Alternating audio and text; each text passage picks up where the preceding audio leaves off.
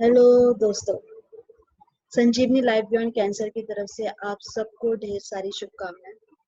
उम्मीद करती हूँ आप सब ठीक हैं। आप सबको दिल से वेलकम हमारे डिजिटल वेलनेस सेशन में। संजीवनी लाइफ बियॉन्ड कैंसर एक नॉन प्रॉफिट ऑर्गेनाइजेशन है जो पेशेंट्स के लिए बहुत सारे प्रोग्राम एकदम निःशुल्क चलाती है। इन प्रोग्राम की जानकारी आप हमारे हेल्पलाइन नंबर पर कॉल करके दे सकते हैं। हमारा हेल्पलाइन नंबर कुछ इस तरीके से है: 8691000800। हमारा दूसरा नंबर है 8691000801। मैं एक बार फिर हमारा हेल्पलाइन नंबर रिपीट करती हूँ: 8691000800। हमारा दूसरा नंबर है 8691000801। आज सबसे पहले हमारे साथ डॉक्टर रोहिणी जी जुड़ेंगे।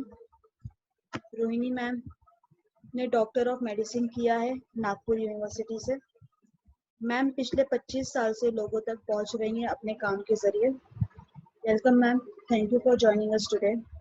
फिर हमारा सेशन जॉनिता मैम के साथ होगा। मैम एक न्यूट्रिशनल एक्सपर्ट हैं। संजीवनी के साथ ये पिछले 8 साल से जुड़ी हुई हैं। Welcome ma'am, thank you for joining us today.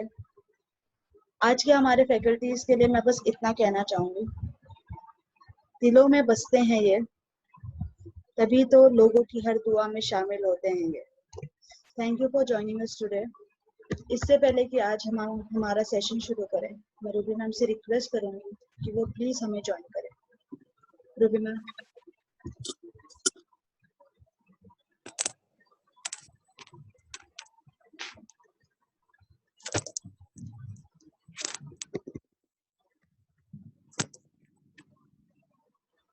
Yes. Good morning.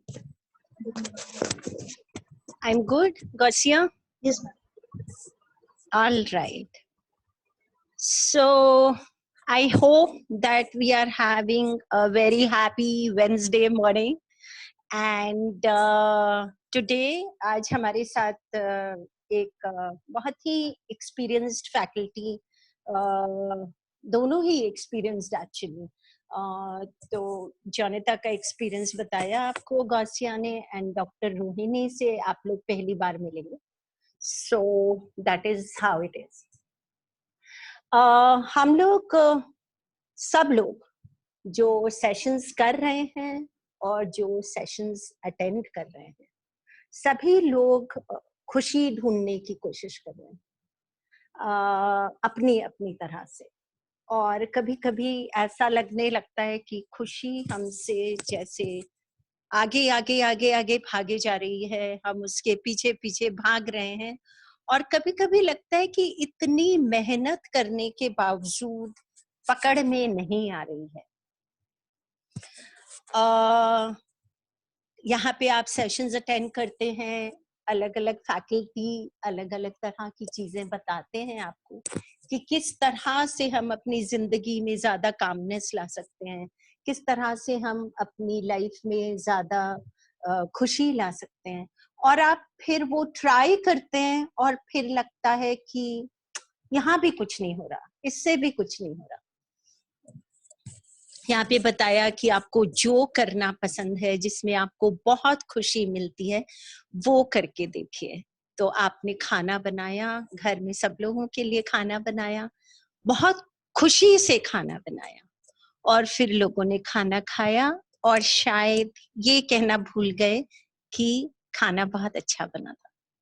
तो जो इतनी खुशी बिल्डअप हुई थी वो 1 सेकंड के अंदर चली गई. या मैंने सोचा कि अभी तो लॉकडाउन हो रहा है, सब लोग बहुत बोर हो रहे हैं, मैं कुछ ऐसा करती हूँ या मैं कुछ ऐसा करता हूँ कि सब लोग बड़े खुश हो जाएं 1 घंटे के लिए. तो चलो मैं कैरम का गेम लगाता हूँ. और मैंने कैरम का गेम लगाया और मैंने बोला चलो चलो सब आ जाओ खेलने के लिए. पर उस समय पे सब लोग अपने अपने किसी चीज में बिजी थे और कोई आया नहीं. और फिर मुझे लगा मैं कितनी कोशिश कर रहा हूँ लेकिन आगे कुछ हो नहीं रहा है. तो इसमें समझना ये है कि हमें जो खुशी मिलती है वो खाना बनाने से मिलने वाली थी या अपनी तारीफ सुनने से मिलने वाली थी। और अगर वो खाना बनाने से मिलने वाली थी तो खाना बनाने का जो एक्ट था वो तो कंप्लीट हो गया, उसकी जो खुशी मिलनी थी वो तो मिल गई, पर हमने उसको कनेक्ट कर दिया दूसरी चीज से कि किसी ने तारीफ नहीं की, इसलिए सारी की सारी खुशी 2 मिनट के अंदर चली गई। मैं आपको एक छोटी सी बात बताती हूँ। थोड़े समय पहले की बात है कि मुझे एक बच्चा करीब 7-8 साल का रोज मिला करता था, और वो मिलता कहाँ था, जैसे जो छोटे छोटे रेस्टोरेंट्स होते हैं उनके सामने जो कचरे का डिब्बा रखा रहता है वहां पे वो बैठा रहता था, और वो कचरे के डब्बे में से खाना निकाल निकाल के खाता रहता था। तो मैं मोबाइल पे बात करते करते रोजाना उसके सामने से निकल जाती थी और ये सोचते रहती थी कि मैं इससे एक दिन जरूर बात करूंगी, पर वो हो नहीं पा रहा था। फिर एक दिन ऐसा आया जब मैंने अपनी मोबाइल की कॉल डिस्कनेक्ट की और मैंने उस बच्चे से पूछा कि तुम ये क्या कर रहे हो, तुम कचरे के डब्बे में हाथ क्यों डाल रहे हो? तो उसने बोला कि मैं खाना ढूंढ रहा हूँ। तो आई सेड अच्छा, तो यहाँ क्यों खाना ढूंढ रहे हो, तुम्हारे माँ बाप कहाँ हैं? तो उसने कहा नहीं, मेरे माँ बाप तो मेरे साथ नहीं है, मैं यहीं फुटपाथ पे रहता हूँ और मैं यहाँ पे जो दुकानें हैं उसमें मैं झाड़ू लगाता हूँ, और जिस दिन मुझे काम नहीं मिल पाता है उस दिन मैं यहाँ से खाना ढूंढ लेता हूँ। तो मुझे बहुत खराब लगा उसको देख के, और मैंने उससे बोला कि नहीं, तुम ऐसा करो कि रोज सुबह में मैं 9 बजे यहाँ पे आती हूँ अपने ऑफिस जाने के लिए, तो मैं 10 मिनट जल्दी आऊंगी और हम लोग मिलेंगे और हम लोग साथ में नाश्ता करेंगे। अगले दिन से मैं 10 मिनट जल्दी जाने लगी। वो मेरा हाथ पकड़ के मुझे जो आसपास स्टेशन पे छोटी छोटी दुकान थी वो मुझे वहां पे ले जाता था, और उसकी पसंद का जहाँ पे भी नाश्ता मिल रहा होता था उस दिन हम लोग वहां पे नाश्ता खा लेते। तो ये चलता रहा काफी दिन तक, and I was also enjoying it, और वो मुझे काफी बातें बताता रहता था रास्ते में। फिर मैं एक दिन गई तो मैंने फिर से देखा, उस दिन थोड़ा मैं जल्दी निकल गई थी, कि वो फिर से कचरे के डब्बे में हाथ डाल के और कुछ ढूंढ रहा है। तो मुझे बड़ा खराब लगा, मुझे बहुत गुस्सा भी आया थोड़ी देर के लिए, तो अनोयंस सी हुई। तो मैंने उससे जाके पूछा कि बेटा तुम आप क्या कर रहे हो, हम लोग रोज मिलते हैं, हम लोग रोज रात साथ में नाश्ता करते हैं, अब तुम क्यों कचरे के डब्बे में हाथ डाल रहे हो? तो उसने मुझे ऐसे इशारा करके दिखाया कि उधर देखो। तो मैंने वहां पे देखा तो एक डॉगी, एक कुत्ता वहां पे लेटा हुआ था। तो आई सेड उसको क्या? तो उसने बोला कि वो जो कुत्ता है वो हमेशा मेरे आसपास रहता है और मैं उसको खाना देता हूँ, तो मैं उसके लिए खाना ढूंढ रहा हूँ। तो आई सेड अच्छा। फिर उसने मुझे आके बोला कि आप मुझे रोज नाश्ते के लिए मिलती हैं, मैं आपके साथ समय स्पेंड करता हूँ, तो मुझे बहुत अच्छा लगता है, लेकिन जब मैं उस कुत्ते को खाना देता हूँ तो मुझे बहुत खुशी मिलती है। तो उस दिन मुझे ये समझ में आया कि हम लोग जब खुशी ढूंढ रहे होते हैं तो अक्सर लेने वाले मोड में रहते हैं। मेरी तारीफ किसने की, मेरी बात को किसने समझा, मेरी परेशानी को किसने समझा, अगर समझा तो मैं खुश, नहीं समझा तो मैं खुश नहीं। तो मैं जब लेने वाले मोड में हूं तो उसकी कोई इंतहा नहीं है, हमेशा ही नाखुश कहने की गुंजाइश उसमें रहेगी ही। अगर मेरे पास 2 बेडरूम का घर है तो मुझे उससे बड़ा चाहिए, अगर मेरे फ्रेंड के पास 4 बेडरूम,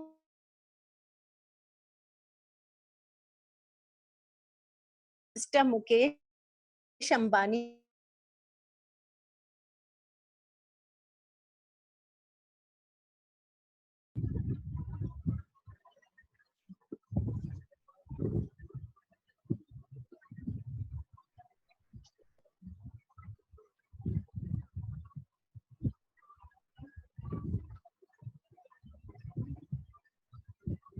सुना रहे हैं, चाहे आप किसी को थोड़ी संतावना दे रहे हैं, किसी के साथ आप प्यार से बात कर रहे हैं, और अगर आप किसी वजह से आपकी तबीयत इतनी खराब है कि आप बिस्तर से भी नहीं उठ पा रहे हैं, तो आप दुआ दे पा रहे हैं। तो ये जो आप देने का एक्ट है, इस देने के एक्ट पे थोड़ा सा अगर फोकस करेंगे तो खुशी मिलनी थोड़ी ज्यादा आसान हो जाएगी। So let us start the session today किसी एक ऐसे जने के साथ जिन्होंने कैंसर को एक्सपीरियंस किया और उसके बाद देने में अपनी खुशी ढूंढी, और अब वो बहुत ही खूबसूरत काम कर रही हैं। Doctor Rohini, you are with us today? Yes. Good morning and I am so very happy to have you here. आपको करीब 200 से ज्यादा लोग यहाँ पे सुनने के लिए इंतजार कर रहे हैं रोहिणी, एंड प्लीज हमारे साथ अपना जो भी लाइफ का आपका एक्सपीरियंस है उसको शेयर करिए और हम सभी को इंस्पायर करिए। जरूर रूही। सभी लोगों को मेरा नमस्कार। बहुत खुशी हो रही है मुझे आप सबको जुड़ के, और जब मुझे पूछा गया कि क्या मैं शेयर कर सकती हूँ क्या, तो बेहद खुश हो गई मैं, क्योंकि सच मानो कि जब हम अपनी स्टोरी या अपना एक्सपीरियंस सबके साथ जब बांटते हैं, तो कहीं तो भी हम किसी को हिम्मत देते हैं, कहीं जो उसमें दौर से गुजरा है हम उसमें से निकल चुके हैं, और बाकी जो उसमें से गुजर रहे हैं उनको सही में बहुत दिलासा मिलता है, और कहीं तो हिम्मत मिलती है, वो अपनी हिम्मत जुटा सकते हैं कि हाँ, ये जो मेरे सामने बात कर रही हैं वो इसमें से गुजरी हुई है, तो हाँ जरूर मैं हिम्मत करती हूँ। मैं अगर बहुत धैर्य से आगे बढ़ती हूँ तो जरूर मुझे भी सफलता प्राप्त होगी। और इसी वजह से खुद की जो जर्नी है, मेरी जो कैंसर के साथ मेरा सफर है, उसके बारे में बताने में मुझे हर बार बहुत अच्छा लगता है, क्योंकि कहीं ना कहीं मैं किसी के कोई मेरे अपने खुद की जर्नी मेरे साथ उनकी जुड़ती हुई देखते हैं, और उनको नजर आता है कि हाँ जरूर हमें इसमें सफलता मिलने वाली है। तो मैं शुरू करती हूँ कि मेरी ये कैंसर जर्नी, मुझे ब्रेस्ट कैंसर हुआ था, और मेरा ये सफर कैंसर के साथ जुलाई 2002 में, और बहुत स्पेसिफिक बताऊं तो 20 जुलाई 2002 में मेरा ये सफर कैंसर के साथ शुरू हुआ था। एक दोपहर थी जब मैं अपनी सेल्फ एग्जामिनेशन कर रही थी, और मुझे तो कहीं मैंने सोचा भी नहीं था कि कहीं ये दोपहर मेरी जिंदगी में बहुत कुछ बदलाव लाएगी। ये दोपहर मेरे जिंदगी का इस दोपहर के पहले वाला अंश कुछ रहेगा, और जिंदगी का उसके बाद कुछ अंश रहने वाला है। जब मैं सेल्फ एग्जामिनेशन कर रही थी, जो कि मैं हर एक महिलाओं को बताती हूँ, और कि ये सेल्फ एग्जामिनेशन हमने करना चाहिए। महिलाएं क्यों, पुरुषों ने भी करना चाहिए, क्योंकि ब्रेस्ट कैंसर ये पुरुषों में भी पाया जाता है, बल्कि इसकी पेशेंट्स कम देखे जाते हैं, इंसिडेंस कम है पुरुषों में, पर पुरुषों में भी देखा जाता है। और पुरुषों में तो लगता ही नहीं है उनको कि ये जो गठान हमको कुछ लगी है ये कैंसर हो सकता है। तो ये सेल्फ एग्जामिनेशन हर मंथ में करना चाहिए। उसी तहत मैंने भी अपना सेल्फ एग्जामिनेशन किया, और मुझे ऐसा लगा कि मेरी रिप ऐसे एबनॉर्मल क्यों है, और मैं बार बार खुद को तपासती रही, और फिर बाद में मुझे पता चला कि ये मेरी रिब एबनॉर्मल नहीं है, ये कहीं तो भी एक गठान है जो बहुत सख्त मालूम पड़ती है, और वो हिल भी नहीं रही है, जिस जगह है वहां पे फिक्स हो गई है। मैं एक गायनेकोलॉजिस्ट हूँ, और मेडिको होने के नाते मुझे तुरंत ही पता चल गया कि हाँ ये तो शायद नहीं, सच बोलूं मुझे तभी पता चल गया था कि हाँ ये कैंसर ही होगा। और जब मैं मेरे सर्जन के पास दिखाने गई, तो वो भी बहुत स्पष्ट वक्ता थे। उन्होंने मुझे देखा और उन्होंने बोला कि इसको अगर कुछ चमत्कार होता है और पता चलता है और प्रूव होता है कुछ अलग तो ही बात है, नहीं तो ये 100% कैंसर है। और तुरंत दूसरे दिन मेरी बायोप्सी हुई। फाइन नीडल एस्पिरेशन बायोप्सी में मैं पता नहीं, उस समय भी बहुत विश्वास नहीं करती थी और अभी भी नहीं। अभी तो अच्छा ऑप्शन है 4 नीडल बायोप्सी और एक्सिजनल बायोप्सी, यानी मेरा वो जो नोड्यूल था वो निकाला गया। और उसके बाद क्या हुआ है कि मैं जिस हॉस्पिटल में मैं प्रैक्टिस करती थी, वहाँ के सब डॉक्टर्स को एक बहुत बड़ा प्रश्न था, क्योंकि मेरा सैटरडे ये मुझे पता चला, संडे मेरा बायोप्सी हुआ और मंडे में मेरे काम पे थी। मेरे ओपीडी में मैं फिर से वापस चली गई थी। तो मेरे सर्जन जो वहाँ मेरे साथ उसी हॉस्पिटल में काम करते थे, तो उनको बहुत अचरज लगा। उन्होंने पूछा कि रोहिणी तुम यहाँ क्यों आई हो? तो मैंने बोला मेरे पेशेंट्स, मेरी ओपीडी का समय था। तो उनको थोड़ा अचरज लगा कि मैं सेकेंड डे ओपीडी में कैसे आके बैठी। पर ये मेरे साथ ही नहीं, पर मैं बताना चाहती हूँ कि हाँ, आप खुद को जितना बिजी रखेंगे उतना ही कहीं आपका खुद का हौसला बढ़ता है। अगर आप एक जगह बैठ जाते हो तो अपने मन में 10 प्रकार के विचार आते हैं, चाहे हम मेडिकोर है चाहे हम नॉन मेडिकोर है, आखिर में है तो ह्यूमन बीइंग। प्रश्न तो आने वाले हैं, पर ये अगर आप कहीं ना कहीं खुद को बिजी रखते हैं तो ये जो मौका खुद को आप देते हैं वो कहीं कम हो जाता है।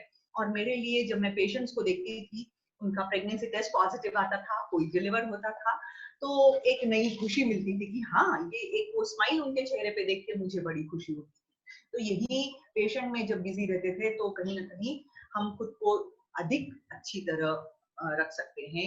उसी तरह आप अगर खुद को बिजी रखते हैं तो हाँ, जरूर आपका मानसिक स्वास्थ्य ज्यादा अच्छा रहता है।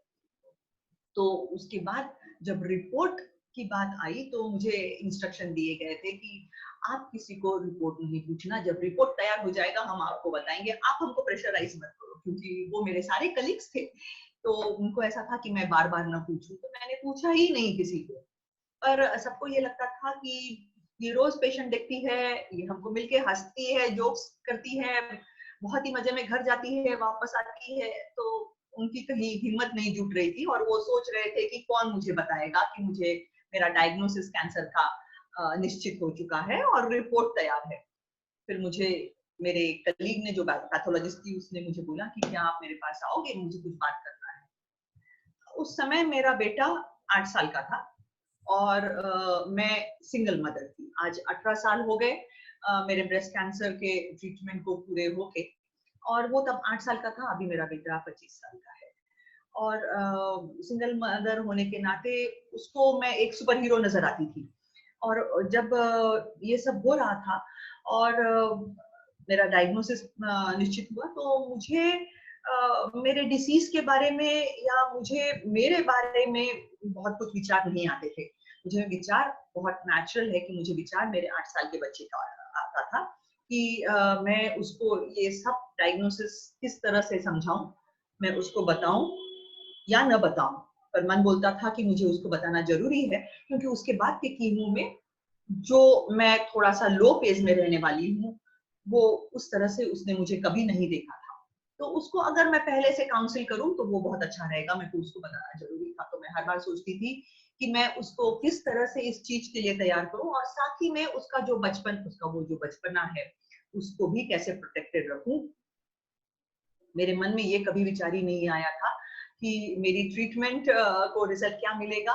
बस मन में एक ही विचार था कि ट्रीटमेंट जो प्रोटोकॉल है वो मैं पूरा करूं, हाँ, और 200% देके पूरा करूं। और फिर जब रिपोर्ट बताया गया, मेरा सर्जरी हुआ। उस समय भी ब्रेस्ट कंजर्वेशन सर्जरी होता था, अलग अलग प्रकार के सर्जरीज होती हैं, उसमें से एक चूज किया गया और वो सर्जरी हुआ। और उसका जब रिपोर्ट आया तो मैं उन तमाम खुशनसीब लोगों में से थी जिनका डायग्नोसिस अर्ली होता है।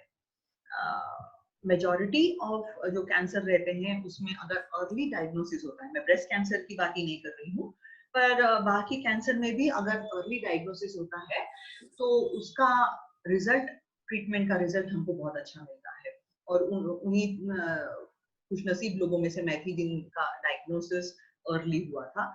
और उसके बाद कीमो प्लान की गई। कीमो जब प्लान हुई तो फिर एक बार मेरे को ख्याल आया मेरे बेटे का, क्योंकि कीमो में कहीं हमारे मूड स्विंग्स होते हैं, कभी हम लो मूड में रहते हैं, कभी हमारा मूड अच्छा रहता है।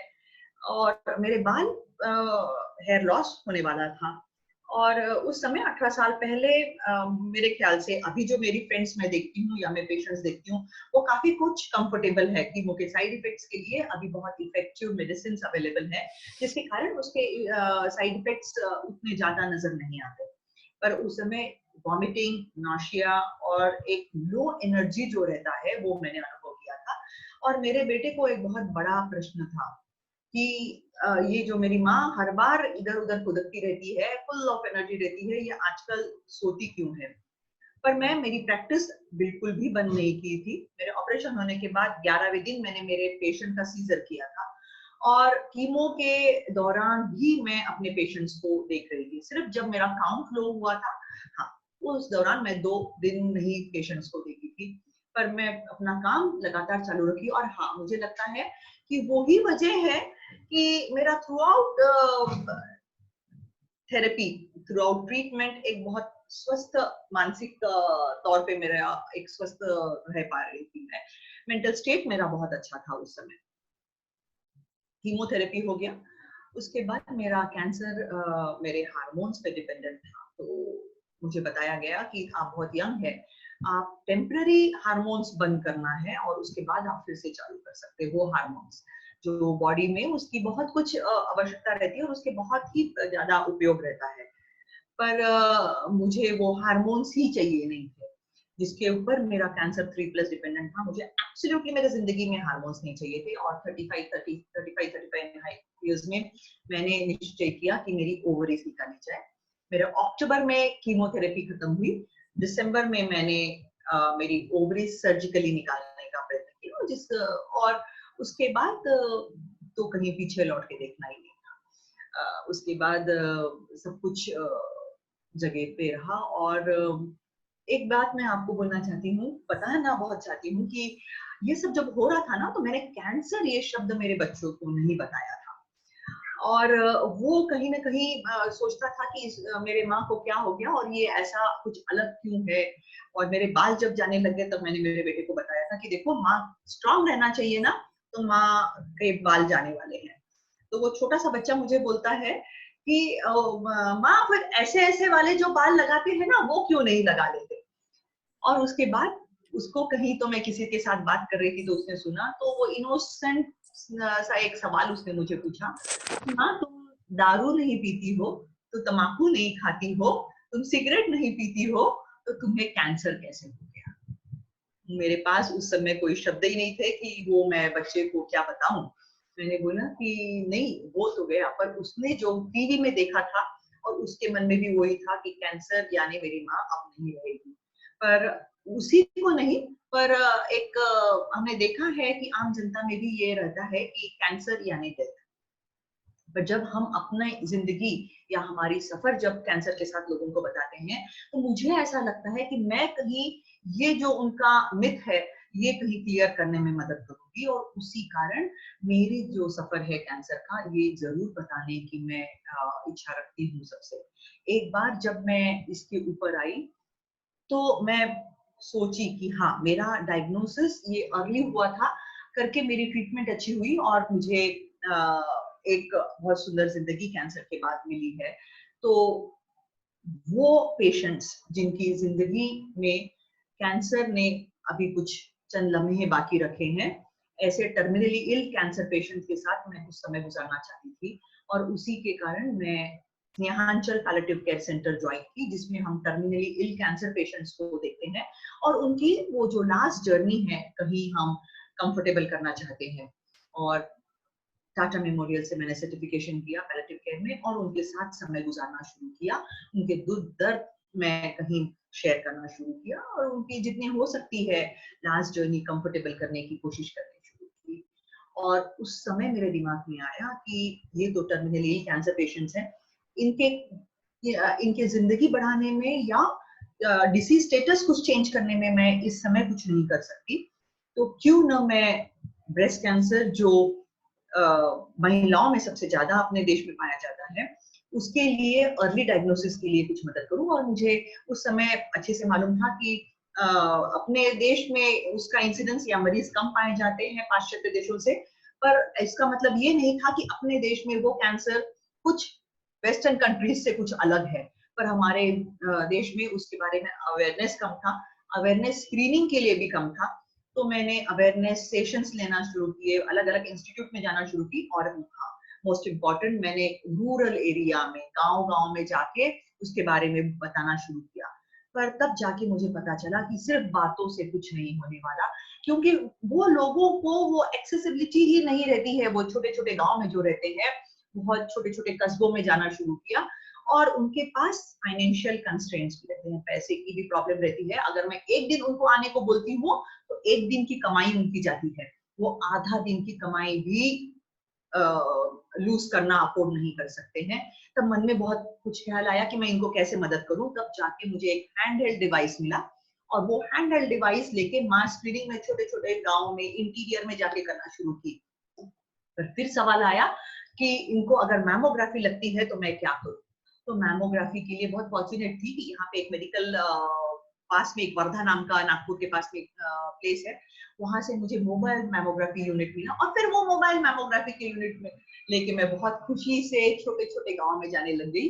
और एक जगह तो मैं गई, वो इतना इंटीरियर था कि उन्होंने 50% लोगों ने ट्रेन क्या है यही मालूम नहीं था उनको। जब मैं वो बस लेके वहां गई, वो नक्सल हिट एरिया था, और वो नक्सल हिट एरिया में जब मैं बस लेके गई तो वहां के गांव के लोगों को डर लगा कहीं मैं उनको ये बस में डाल के उनको कहीं किडनैप करके लेके जाऊंगी। तो मैं गांव के मुखिया को अंदर लेके जाना पड़ा। जब उन्होंने देखा कि एक दरवाजे से वो मुखिया अंदर गए और दूसरे दरवाजे से बाहर आए, तब जाके उनको मेरे पे विश्वास हुआ, और फिर वो स्क्रीनिंग के लिए आए।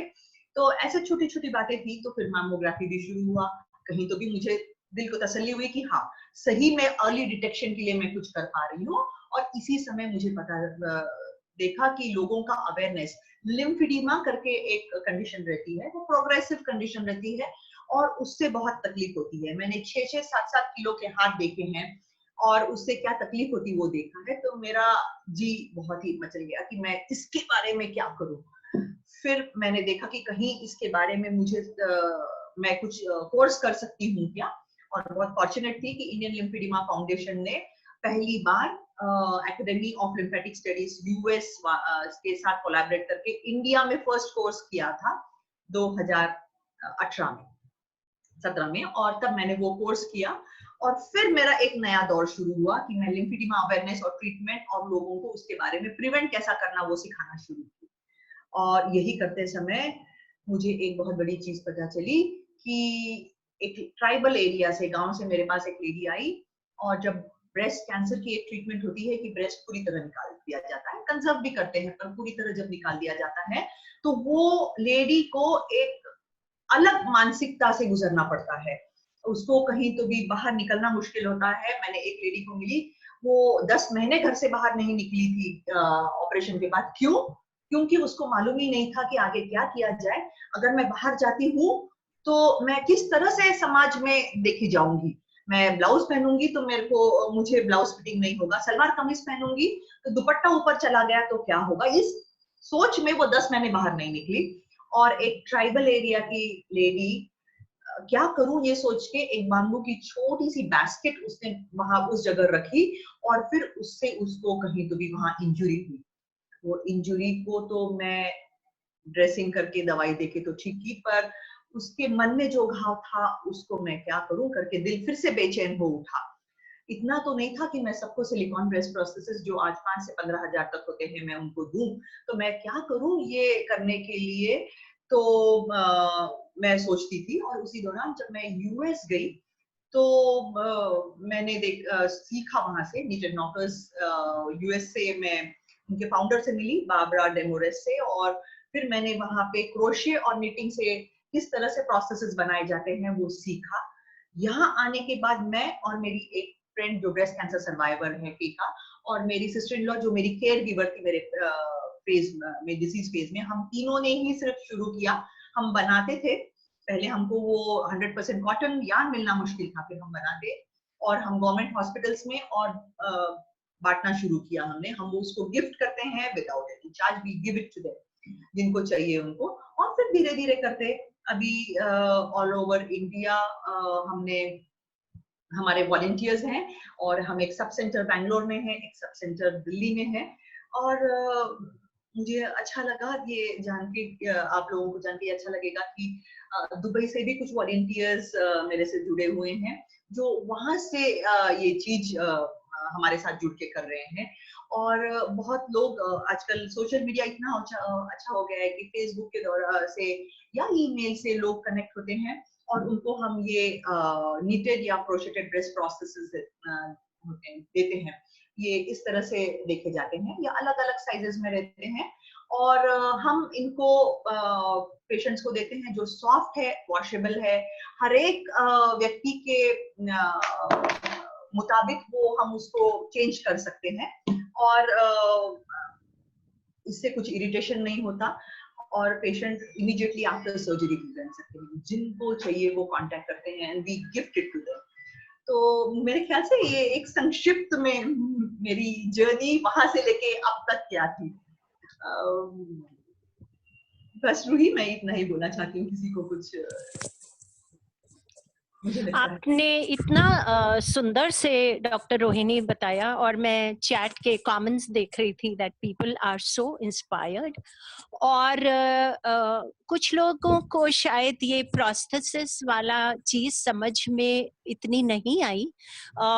तो जब जैसे रोहिणी मैम बता रहे थे कि अगर ब्रेस्ट कैंसर में किसी की एक ब्रेस्ट को सर्जरी करके निकाल दिया जाता है, तो वहां पे यूज करने के लिए प्रोस्थेसिस या किसी एक ऐसी चीज की जरूरत पड़ती है, ताकि एक तो आपके कंधों पे जो भार है वो इक्वल रहे और आपको यहाँ पे दर्द होना ना शुरू हो जाए, और दूसरा ये कि कॉस्मेटिकली वो आप बैलेंस लगे, सिमेट्रिकल लगे, आपका कॉन्फिडेंस बिल्कुल लूज नहीं हो कि मैं कैसी दिख रही हूँ।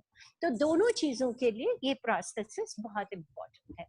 तो रोहिणी मैम ये बता रहे हैं कि वो वॉलंटियरिज्म के थ्रू ये प्रोस्थेसिस बनवाते हैं, और आप लोगों में से जो लोग इस काम को सीखना चाहते हैं और वॉलंटियर करना चाहते हैं, ताकि जिन लोगों की ब्रेस्ट निकाल दी गई है उनको 15 दिन के बाद, 20 दिन के बाद they can bear this prosthesis, वो लोग अपने अपने कोऑर्डिनेटर्स को फोन करके नाम दे दें, ताकि डॉक्टर रोहिणी एक अलग से छोटा सा सेशन कर सके जिसमें वो आपको इस बारे में बता सके कि ये पूरा किस तरह से बनाया जाता है। Doctor Rohini, will that be possible online? Yes, absolutely we can, you know. Great. और उसके बाद अगर उनको ऐसा लगता है कि और कुछ वो जानना चाहते हैं, तो ये इसी प्रकार से होता है कि बहुत बार ऐसा होता है कि हम पर्सन टू पर्सन, जैसे बैंगलोर से है, चेन्नई से है, ये नहीं हो पाता है, तो हम वीडियो चैटिंग के द्वारा हम उनको सिखाते हैं, या उनके साथ हम वीडियोस भी शेयर करते हैं। Very beautiful, very beautiful. तो आप लोग जिनमें से जिन लोगों को वो प्रोस्थेसिस अपने यूज के लिए चाहिए, वो लोग भी हमें लिखिए, हम बात करेंगे रोहिणी मैम से क्या पॉसिबल है। और वो लोग जिनको वॉलंटियर करना है, इससे पहले आज का सेशन ही हमने इस तरह से शुरू किया था कि खुशी जितना देने में है उतना लेने में नहीं है। तो अगर है ना, isn't it? तो आप लोग अगर वो खुशी ढूंढ रहे हैं और उसका आपको कोई साधन नहीं मिल रहा था, तो ये बड़ा खूबसूरत सा साधन है। आप बेड पे बैठे बैठे, चेयर पे बैठे बैठे, शांति से जब आपका मन हो उस समय पे इसको बना सकते हैं। और बाकी लेडीज के लिए ये कितना यूजफुल हो जाएगा, they will bless you always. तो अपने नाम आप दे सकते हैं कोऑर्डिनेटर्स को। एक बात और बोलना चाहती हूँ कि ये जो खुशी की बात है, जब मैं ये शुरू की तो मुझे बहुत लोगों ने बोला कि मैडम आप अवेयरनेस करती हैं, अर्ली डिटेक्शन करती हैं, वो सब ठीक है, इसकी क्या जरूरत? तो मुझे एक मन में आया कि मैं कैसे समझाऊं इनको कि इसकी क्या जरूरत? मैडम वो कैंसर से तो इतने बड़ा चीज तो हो गया है, दे आर इन रिमिशन, अभी तो वो सर्वाइवरशिप में है, और कैंसर से निकल गया, यही बहुत बड़ी बात हुई। खूबसूरती की बात कहाँ हो रही है? हाँ, तो वो बात नहीं है। और मैं हर बार सबको बताती हूँ कि ये जो ब्रेस्ट प्रोस्थेसिस है, ये कहीं फिजिकल अपील या तुम्हारे दिखने में नहीं है, ये तुमको अपनापन, पुराना अपनापन वापस देता है, तुम्हारा कॉन्फिडेंस, तुम्हारा स्माइल, और तुम्हारा लोगों के बीच में जो तुम्हारा कॉन्फिडेंस लेवल था, डिग्निटी थी, वो कहीं तो भी वापस मिलती है तुमको। और इस चीज के लिए जब मैं गवर्नमेंट हॉस्पिटल में जाती हूँ, हाँ, फेसबुक के दौर और ईमेल के दौर जो मिलते हैं, उनको एक अलग स्टाटा के लोग रहते हैं, पर गवर्नमेंट हॉस्पिटल में हर गुरुवार को मैं जाती हूँ, और आजकल वो लोग सब अपने फ्रेंड्स को बताते हैं और बताते हैं कि हमारे यहाँ एक डॉक्टर आती है जो कृत्रिम स्तन देती है। मुझे इतना इतनी खुशी लगती है, वो इतना क्यूटली बोलते हैं। वो डॉक्टर आती है ना, वो हमको कृत्रिम स्तन देती है। ये मैंने सोचा ही नहीं था, मैं प्रोस्थेसिस बात करती थी, और जब उन्होंने ये, और उनके चेहरे पे जो हंसी रहती है ना देने के बाद, और वो जिस तरह से बोलती है, मैडम मैं अब कैसे लग रही हूँ, मैं एकदम नॉर्मल लग रही हूँ ना, मैं एकदम अच्छी लग रही हूँ। हाँ, आप बिल्कुल अच्छे, वैसे भी अच्छे दिखते थे, अभी भी अच्छे दिख रहे हैं। उनकी आंखों में पानी रहता है, और वो बोलते हैं कि मैडम हमने कभी सोचा ही नहीं था कि हमारे इस चीज के बारे में कोई सोचेगा, और कोई आके अपने आप से हमें लाके देगा। It really makes a difference. सही बताती हूँ कि बहुत कुछ फर्क होता है जब हम ये करते हैं। उनकी जो चेहरे की हंसी है, उसी में ही मुझे सब कुछ मिल जाता है। Very beautiful, very beautiful. तो जिन लोगों को प्रोस्थेसिस चाहिए और जो लोग वॉलंटियर करना चाहते हैं प्रोस्थेसिस बनाने के लिए, क्योंकि ये प्रोस्थेसिस पेशेंट्स को फ्री दिए जाते हैं, इसलिए रोहिणी, सबको मालूम चल गया है कि आप डॉक्टर हैं, तो हमारे यहाँ पेशेंट्स के पास हमेशा क्वेश्चंस रहते हैं, तो हम लोग वैसे ऑन्कोलॉजिस्ट अपने प्लेटफॉर्म पे लाने की कोशिश करते हैं ताकि उनके जो ट्रीटमेंट रिलेटेड क्वेश्चंस हैं उनको हम लोग किसी हद तक आंसर कर सकें। तो आपको लगता है आप 2-3 ट्रीटमेंट रिलेटेड क्वेश्चंस लेना चाहेंगे क्या? हाँ, पूछिए। We can try, isn't it? Why not? Yes. तो डॉक्टर रोहिणी 2-3 क्वेश्चंस लेंगे, अगर आपको जवाब मिल जाते हैं it is very very nice. अगर जवाब नहीं मिल पाते हैं क्योंकि वो ऑन्कोलॉजिस्ट एज सच नहीं है, तो कल को प्लेटफॉर्म पे ऑन्कोलॉजिस्ट आने वाले हैं, तो फिर हम वो क्वेश्चंस को दोबारा ले लेंगे। बट मेरा बहुत मन है कि हम डॉक्टर रोहिणी का पर्सपेक्टिव अगर हम जान सकें। और गौसिया एक लेडी थी कल जिनका एक गायनोकोलॉजिकल क्वेश्चन था, उनको कुछ प्रॉब्लम थी, उनको भी देख लीजिए अगर पॉसिबल है। हाँ जी जरूर ma'am. Shall I start? Yes yes ma'am. हमारा फर्स्ट क्वेश्चन है अकरम जी की तरफ से। अकरम जी प्लीज अपना सवाल पूछें। जी मैम। जी प्लीज अपना क्वेश्चन पूछें। जी मैम, मैं पापा को लेके आया था अभी 1.5-2 महीने पहले। हेलो। हाँ बोलिए अकरम, बोलिए। जी मैम, 2-3 महीने पहले मैं पापा को लेके आया था, वहाँ चेकअप वगैरह करवाया था, तो उन्होंने जुबान के नीचे पापा के ट्यूमर बताया था डॉक्टर साहब ने। तो उन्होंने बोला था, बोले कि आप दो बार कीमोथेरेपी करके फिर ऑपरेशन के लिए कहा गया था, पर एक कीमोथेरेपी तो मैं उस वक्त करवा के आ गया था।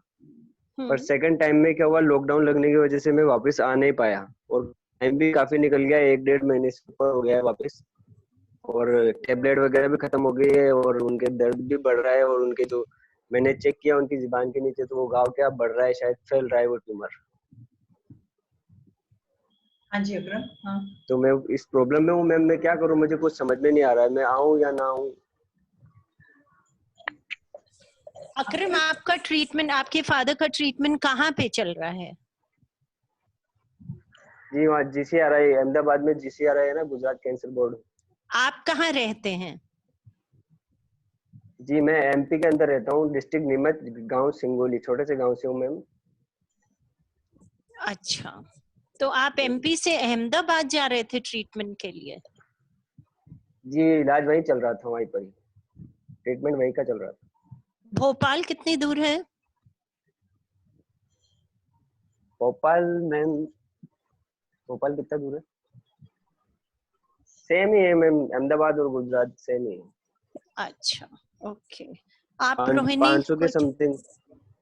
लेकिन आप जा पाएंगे क्या अकरम अभी?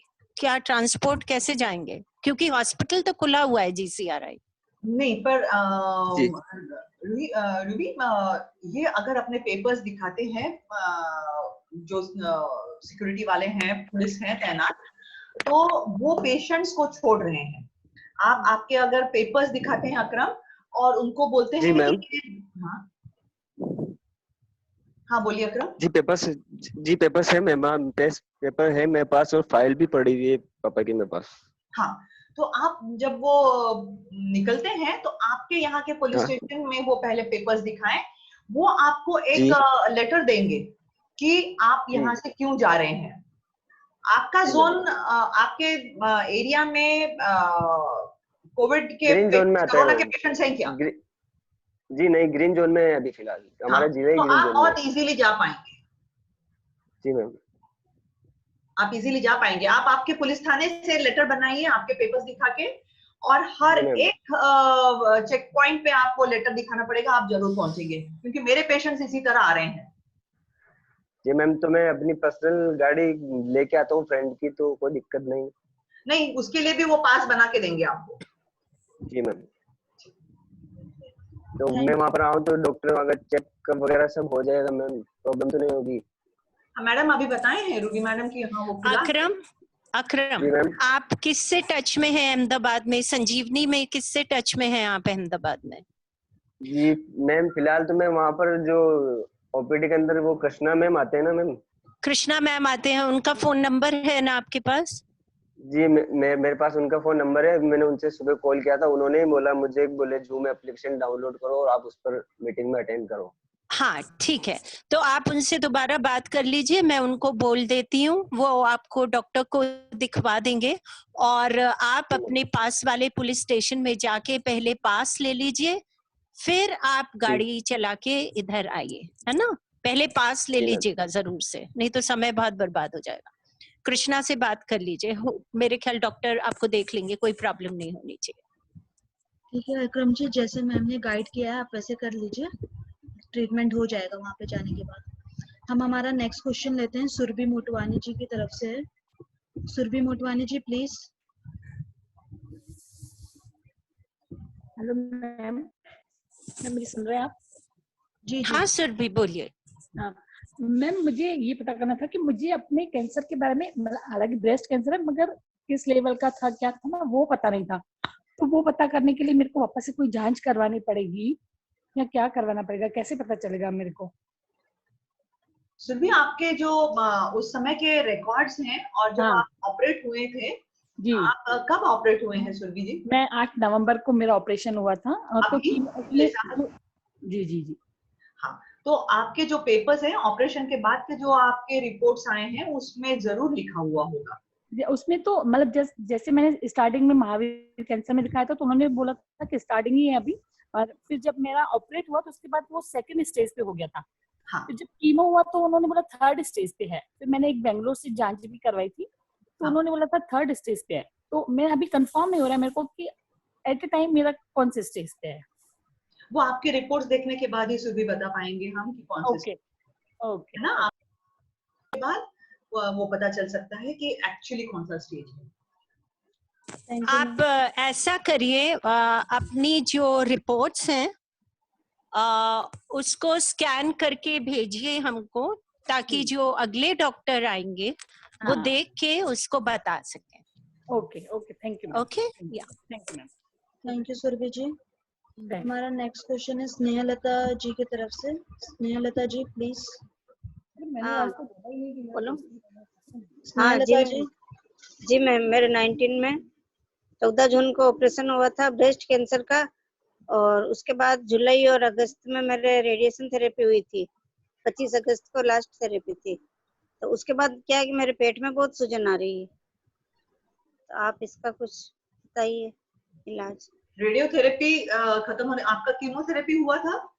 जी पहले मेरे अक्टूबर से ही मेरे कीमोथेरेपी शुरू हुआ था, तो 8 कीमोथेरेपी हुई थी, बाद में ऑपरेशन हुआ था। हाँ, 14 जून को ऑपरेशन हुआ था। और उसके बाद जुलाई और अगस्त में रेडिएशन थेरेपी हुई थी। अभी आपको पेट फूला हुआ नजर आ रहा है? हाँ, पेट बहुत फूल रहा है मेरा।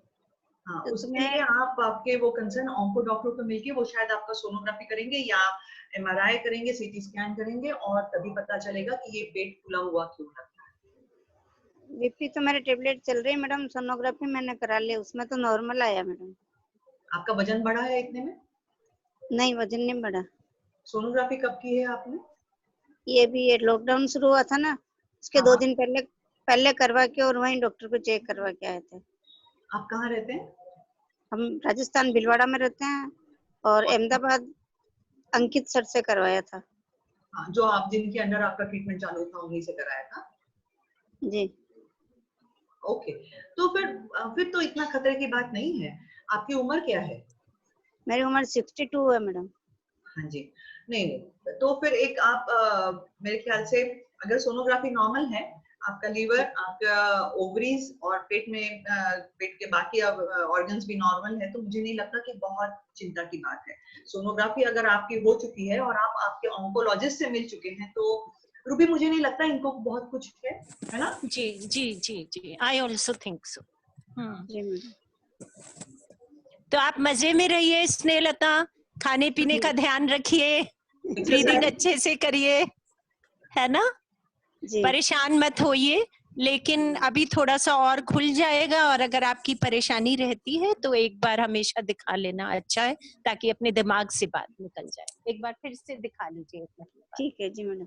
है ना? हाँ जी। थैंक यू स्नेहलता जी। जी। हमारा नेक्स्ट क्वेश्चन लेते हैं, भारती पटेल जी की तरफ से है। भारती पटेल जी, भारती पटेल जी प्लीज थोड़ा सा तेज बोले। भारती जी आपकी आवाज नहीं आ रही, अपना माइक आप मैम। हाँ जी। यस भारती, बताइए। मुझे रोहिणी मैम से पूछना है मैम, ब्रेस्ट निकल गया है उस जगह पर वो ब्रेस्ट लगाते हैं, वो अहमदाबाद सिविल में डॉक्टर दीपेन है वो। माइक थोड़ा अपने मुंह के पास रखिए और भारती माइक को ऐसे पकड़िए, आपने उसको हाथ रखा है माइक पे, हाँ तार से पकड़िए माइक को। यस, हाँ जी बोलिए। हेलो, आवाज आ रही है मैम? यस यस बोलिए। तो मुझे पूछना है कि वो GCRI में मिलता है 9 नंबर में ब्रेस्ट, वो बना देते हैं, डॉक्टर लिपेन है उस डॉक्टर का नाम, तो वो मैं लगाती हूँ तो उससे कोई दिक्कत नहीं होती ना?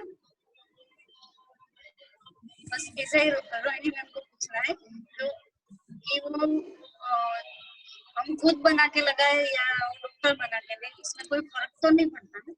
क्या नहीं, मैं भारती जी आपके मैं नहीं सुन पा रही हूँ, आप क्या पूछ रही हैं? रोहिणी ये पूछ रहे हैं कि इन्होंने अहमदाबाद GCRI में ट्रीटमेंट हुआ तो वहां से उनको एक प्रोस्थेसिस मिला है जो वो यूज करते हैं, तो वो प्रोस्थेसिस यूज करने में कोई प्रॉब्लम तो नहीं है ना? नहीं, अगर आप कंफर्टेबल हैं तो कोई प्रॉब्लम नहीं है। हाँ, मैं कंफर्टेबल हूँ। हाँ, तो फिर कोई प्रॉब्लम नहीं है, अगर आप कंफर्टेबल है तो कोई प्रॉब्लम नहीं है। Okay, thank you ma'am. Thank you Bharti ji. हम हमारा नेक्स्ट क्वेश्चन लेते हैं सोमा जी की तरफ से। सोमा जी, हेलो हेलो, सोमा जी का नेटवर्क बताइए सोमा। করতে পারি আমি? হ্যাঁ, আপনি হাত তুলুন না, ইনি ক্যান্সার ডাক্তার নয়, ঠিক আছে? তবু আপনি হাত তুলুন, আপনার সলভ হবে। आई गेस उनका कुछ नेटवर्क का प्रॉब्लम है।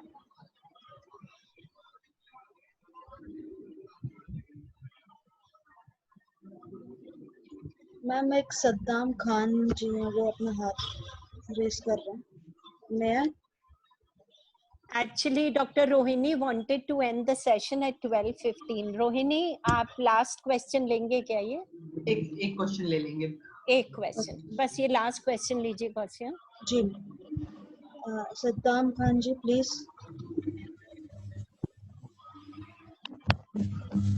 हेलो जी, सवाल पूछे।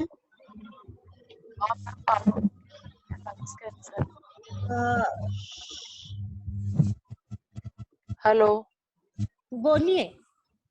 मैम, पापा को क्या लंग्स कैंसर है। हमने पहले 4 कीमोथेरेपी करवाई तो कोई दिक्कत नहीं हुई, लेकिन अभी 30 तारीख को हमने जो कीमो करवाई 7 डेज वाला, तो मैम उसमें कभी डायरिया, कभी कब्ज, 7 दिन से कंटिन्यू प्रॉब्लम हो रही है। और अभी हम ये भी समझ में नहीं पा रहे पापा की भाई फर्स्ट स्टेज पे है, सेकंड पे है या थर्ड स्टेज पे है।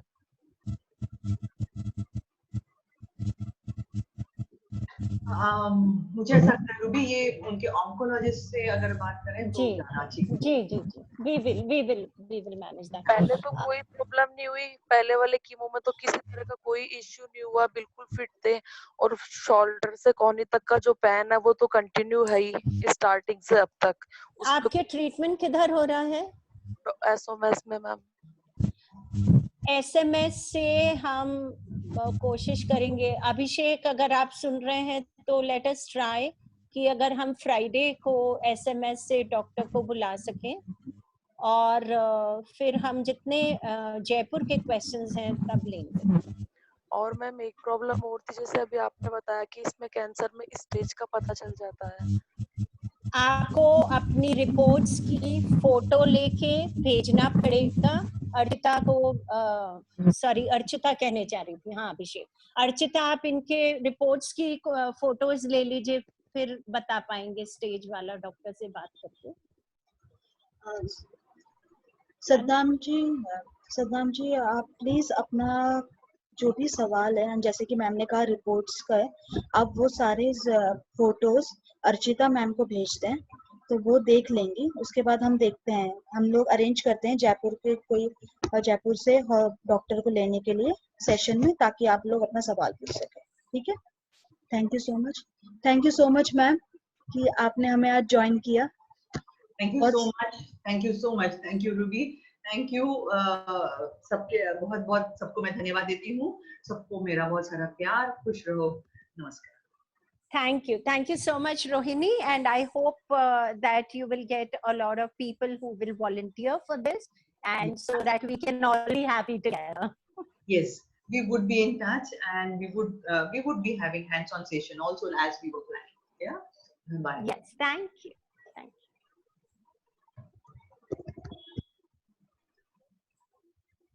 हमारे साथ जोनिता मैम जुड़ चुकी हैं। Welcome ma'am. Thank you. Good afternoon हो गए हमारे साथ कुछ नए लोग जुड़े हैं, और उनके न्यूट्रिशन के बारे में आपको मालूम ही है, हमेशा कुछ ना कुछ क्वेश्चंस रहते हैं, तो I am sure that they would be very happy to see you. या श्योर, ठीक है। नमस्ते एवरीबॉडी। तो आज सबसे पहले बस शॉर्ट में, जिन्होंने पहले ऑलरेडी सुना है, अब हम जो करेंगे वो थोड़ा सा एक छोटा रिविजन या रिकैप करेंगे। जो रिकैप में हमें सबसे पहले वो सवाल पूछना है, कैंसर कैसे होता है। तो जैसे बार बार रूबी मैम और हम जितने भी थेरेपिस्ट आपके साथ जुड़े हैं बोलते हैं हमारी जब इम्यूनिटी कम हो जाती है, पर जस्ट वो शॉर्ट में कैसा होता है कि हमारे सेल्स जो पेशीज है वो 50 ट्रिलियन सेल्स, यानी नंबर के बाद 12 जीरो, तो इतने सारे सेल्स में प्रॉब्लम नहीं होती है। हमारी जो प्रॉब्लम होती है बहुत थोड़े सेल्स में, इसलिए तो कैंसर सिर्फ या तो ब्रेस्ट में आ जाता है शुरुआत में, या छोटे सेकेंडरी ऑर्गन्स में पहले आ जाता है। ऐसे नहीं है कि आपने कभी नहीं सुना कैंसर ऑफ द हार्ट और immediately cancer of the brain, ऐसे नहीं होता है ना। तो छोटे छोटे ऑर्गन्स में जो हम निकाल सकते हैं, तो यानी भगवान हमें और एक ट्रायल भी देता है। क्या होता है कि इसके कैंसर फाइनल स्टेज होने, I mean stage, cancer stage पहुंचने के पहले भी बहुत सारे स्टेजेस होते हैं जिनको हम बार बार इग्नोर करते हैं, जैसे थकावट, बाल झड़ना, या कब्ज की बीमारी, या डायरिया होना, या फीवर होना। लेकिन हर इस स्टेज को हम इग्नोर करते हैं क्योंकि हम सोचते हैं कि हम दवाई या हम लोग भाग दौड़ करेंगे और शरीर अपना बातें हमें सुनाने जा रहा है, लेकिन हम शरीर को कैसे बोलते हैं ना, चुपचाप करते हैं या वैसे हो जाता है। तो इसीलिए जब हमें फर्स्ट वो डायग्नोसिस आ जाता है हम डर जाते हैं, और डर के मारे ऐसे। तो अभी क्या सोचना है कि हमारा शरीर क्या चाहता है। तो हमारा शरीर के काम 3 ही होते हैं, हाँ, एनर्जी देना। सेकंड काम होता है रिपेयरिंग का। और मोस्ट इम्पॉर्टेंट काम होता है सफाई का। तो रिपेयरिंग मैं इसलिए कह रही हूँ कि हर ऑर्गन में, हर सेल्स के टाइम लिमिट होता है। जैसे जबान में 21 डेज में चेंज हो जाता है, लिवर 6 मंथ्स में, ब्लड चेंज हो जाता है, यानी 7 साल में नई बॉडी तैयार होती। तो हर ऑर्गन के लिए टाइम होता है। तो ये पहला डर निकालना है कि एक बार मुझे हो गया और इसलिए बार बार हो जाएगा, नहीं। अगर हमने पूरे डाइट, अपने जो साइकोलॉजी क्लासेस जो होते हैं वो इतने बढ़िया होते हैं। मैं भी जब डाइट की बात शुरुआत करती हूँ तो मैं बोलती हूँ ये जो सर्कल है और 100% है, तो डाइट 25% काम करेगा, 25% आपका रेस्ट करेगा और 50% आपका माइंड यानी जो सोच है वो करेगा। तो आज हम 25% डाइट और रेस्ट। तो मेन डाइट में जब हम बोलते हैं तो हमारा शरीर जैसे बोला 3 काम करता है, एनर्जी देता है, सफाई करता है और रिपेयरिंग करता है। तो वैसे ही जब हमारा रेस्ट जो होता है वो भी 3 तरीके से होता है। एक फिजिकल रेस्ट जहाँ पे हम जैसे रात को सो जाते हैं 6-8 घंटे, बीच बीच में मैं कह रही हूँ कि जब भी तुम्हें जांबाई आ जाती है, ऐसे लगता है मैं थक गई हूँ, तो 5 मिनट के लिए आप अगर ऑफिस में भी काम कर रहे हो तो सिर्फ एक हेड ऐसे नीचे करके 5 मिनट ले लेना। और अगर आप घर पे हो तो लंच होने के बाद थोड़ी देर के बाद जाके लेट जाना। जब भी आपको ऐसे फील होता है मुझे टायर्ड फीलिंग हो जाता है, तो आपका बॉडी आपसे बात कर रहा है कि आप उसको रेस्ट। तो ये वो है फिजिकल रेस्ट। फिर हम डाइजेस्टिव रेस्ट की बात कर रहे हैं, तो डाइजेस्टिव रेस्ट क्या होता है, हम आपको डाइट समझाएंगे तो हम बताएंगे कि हम सुबह 8 से रात के 8 बजे तक ही करेंगे खाने की बात, और 8 बजे रात से सुबह 8 बजे, यानी कम से कम तुम्हारे शरीर को 12 घंटे। हमें क्या आदत थी पहले कि 10, 11, 12 सब घर पे आ जाएं, हस्बैंड काम से आ जाएगा, बच्चा कॉलेज या काम से आएगा, उसके बाद खाना होगा। अभी नहीं, अभी आपको पता है कि आपकी बॉडी को एनर्जी के साथ साथ रिपेयरिंग का बहुत सारा काम है। तो इसलिए आपके शरीर को रेस्ट देना बहुत इंपॉर्टेंट है। डाइजेस्टिव रेस्ट, फिजिकल रेस्ट हो गया, digestive rest is also equally important. इसलिए क्यों इम्पोर्टेंट है, देखिए आपके शरीर के 3 काम होते हैं। तो वो 3 काम क्या है जो हमने अभी बताया, सफाई करना, रिपेयरिंग करना। अगर ये रिपेयरिंग कैसे होगा, जब तक आप रेस्ट नहीं दोगे। अब रात को 10, 11, 12 बजे खाना खाओगे, सुबह 6 बजे चाय पियोगे, तो आपके शरीर को रेस्ट कैसे होगा। ये नॉर्मल है ना। जब मैं कहती हूँ कि मैं गाड़ी लेके मेरी गाड़ी बिगड़ गई है और मुझे ट्रैवलिंग करना है, तो ऐसा नहीं होता कि मैं अभी जा रही हूँ, ट्रैवल कर रही हूँ और मेरा मैकेनिक बॉनेट पे बैठ के रिपेयर करता है, यानी मुझे गाड़ी को स्टॉप करना है। वैसे तुम्हारे शरीर को भी एक स्टॉप की जरूरत है, स्टॉप, पॉज, ये इसकी बहुत जरूरत होती है। तो इसीलिए हम कह रहे हैं कि रेस्ट, फिजिकल रेस्ट होना है, डाइजेस्टिव रेस्ट इक्वली इम्पोर्टेंट है। आज तो इतने रिसर्चेस हो रहे हैं, वो इंटरमिटेंट फास्टिंग सिर्फ वेट लॉस के लिए नहीं हो रहा है, आज उस पर रिसर्च हो रहा है कि जितने फास्टिंग हो जाते हैं उतना वक्त लगता है शरीर को रिपेयरिंग के लिए, टाइम मिल जाता है। तो हमें वो भी याद रखना है कि हमें जितना हम इसलिए पुराने सब रिलीजियस में होता है कि यू हैव टू हैव उपवास। उपवास was a way of healing, मतलब आपकी शरीर को रिपेयर या नया बनाने की एक मदद हो जाती थी। ये अलग बात है कि आज उपवास में हम उल्टा डबल खा लेते हैं, वो एक अभी जोक जैसे बन गया है, लेकिन नहीं, वो एक रेस्ट वैसे होता था। तो ये फिजिकल रेस्ट, डाइजेस्टिव रेस्ट, और तीसरा रेस्ट जो होता है वो मेंटल रेस्ट। वो तो हमारे पूरे संजीवनी क्लासेस में और थेरेपिस्ट ने तो इतनी बढ़िया कि हम सब लोग जो बाकी थेरेपिस्ट है वो भी बैठ जाते हैं ये क्लासेस सुनने के लिए, क्योंकि साथ ही आप लोगों के साथ हमारा भी वो मेंटल थॉट प्रोसेस को चेंज कैसे करना, वो सब हमें हेल्प करता है। अब जाते हैं डाइट पे। हम डाइट में जब हम बात करते हैं, हम डाइट किस तरह, जब भी आपके सामने एक खाना हो जाता था, और मोस्ट इम्पॉर्टेंट हम एक साइकिल होती है हर चीज में, कैसे शाम के वक्त सूरज ढलता है, सुबह में सूरज निकलता है, तो वैसे हमारा शरीर का भी एक साइकिल हो जाता है। तो ये साइकिल कौन सा होता है, दोपहर के 12 से रात के 8 बजे तक हमारे खाने का, यानी हमारी पाचन शक्ति सबसे हाईएस्ट, जो अग्नि हमारे पेट में है वो एकदम हाई है, तो उस वक्त हमें खाना खाना चाहिए, क्योंकि उस वक्त वो पाचन बहुत बढ़िया हो जाएगा। रात के 8 बजे से सुबह 4 बजे, ये अगर आपके पास पेन पेपर है तो आप प्लीज लिख लीजिए। 12 से 8 is your eating time, you know, and night रात के 8 बजे से सुबह 4 बजे is your digestive time, you know, जहाँ पे पाचन हो जाए, जहाँ पे आपको रिलैक्स करना है। इसलिए बार बार बोल रहे हैं कि जितना आप रिलैक्स करोगे उतना आपका फायदा होगा। और सुबह 4 बजे से दोपहर के 12 बजे तक अब क्या होगा कि आपका क्लीनिंग टाइम शुरू हो जाता है। तो हमारे 3 काम हो गए, ईटिंग, डाइजेशन एंड क्लेंसिंग या एलिमिनेशन।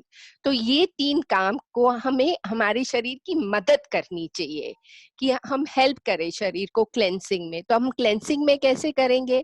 आपको बताया है कि सुबह उठ के वो जो उकाड़ा या काढ़ा पीना है गरम गरम पानी में, मैम बार बार उसको रिपीट करते रहती है कि हल्दी डाल दो। आज हमें इम्यूनिटी क्यों बढ़ानी? आज जितना भी कोविड या कोरोना की बात हो रही है उसमें इम्यूनिटी, तो हर चीज में इम्यूनिटी को ज्यादा स्ट्रॉन्ग बनाना है। तो सुबह में हम गर्म पानी में हम जो आपको पसंद है, जैसे अगर उसमें थोड़ा नीचे पानी उतार के उसमें थोड़ा हनी डालना या नींबू डालना है, लेकिन पेपर, काला मिरी, उसके साथ आप अदरक, हल्दी, कच्ची हल्दी मिले तो अच्छा है, नहीं मिले तो घर में पिसी हुई थोड़ी हल्दी डाल के ये सुबह में पीना है।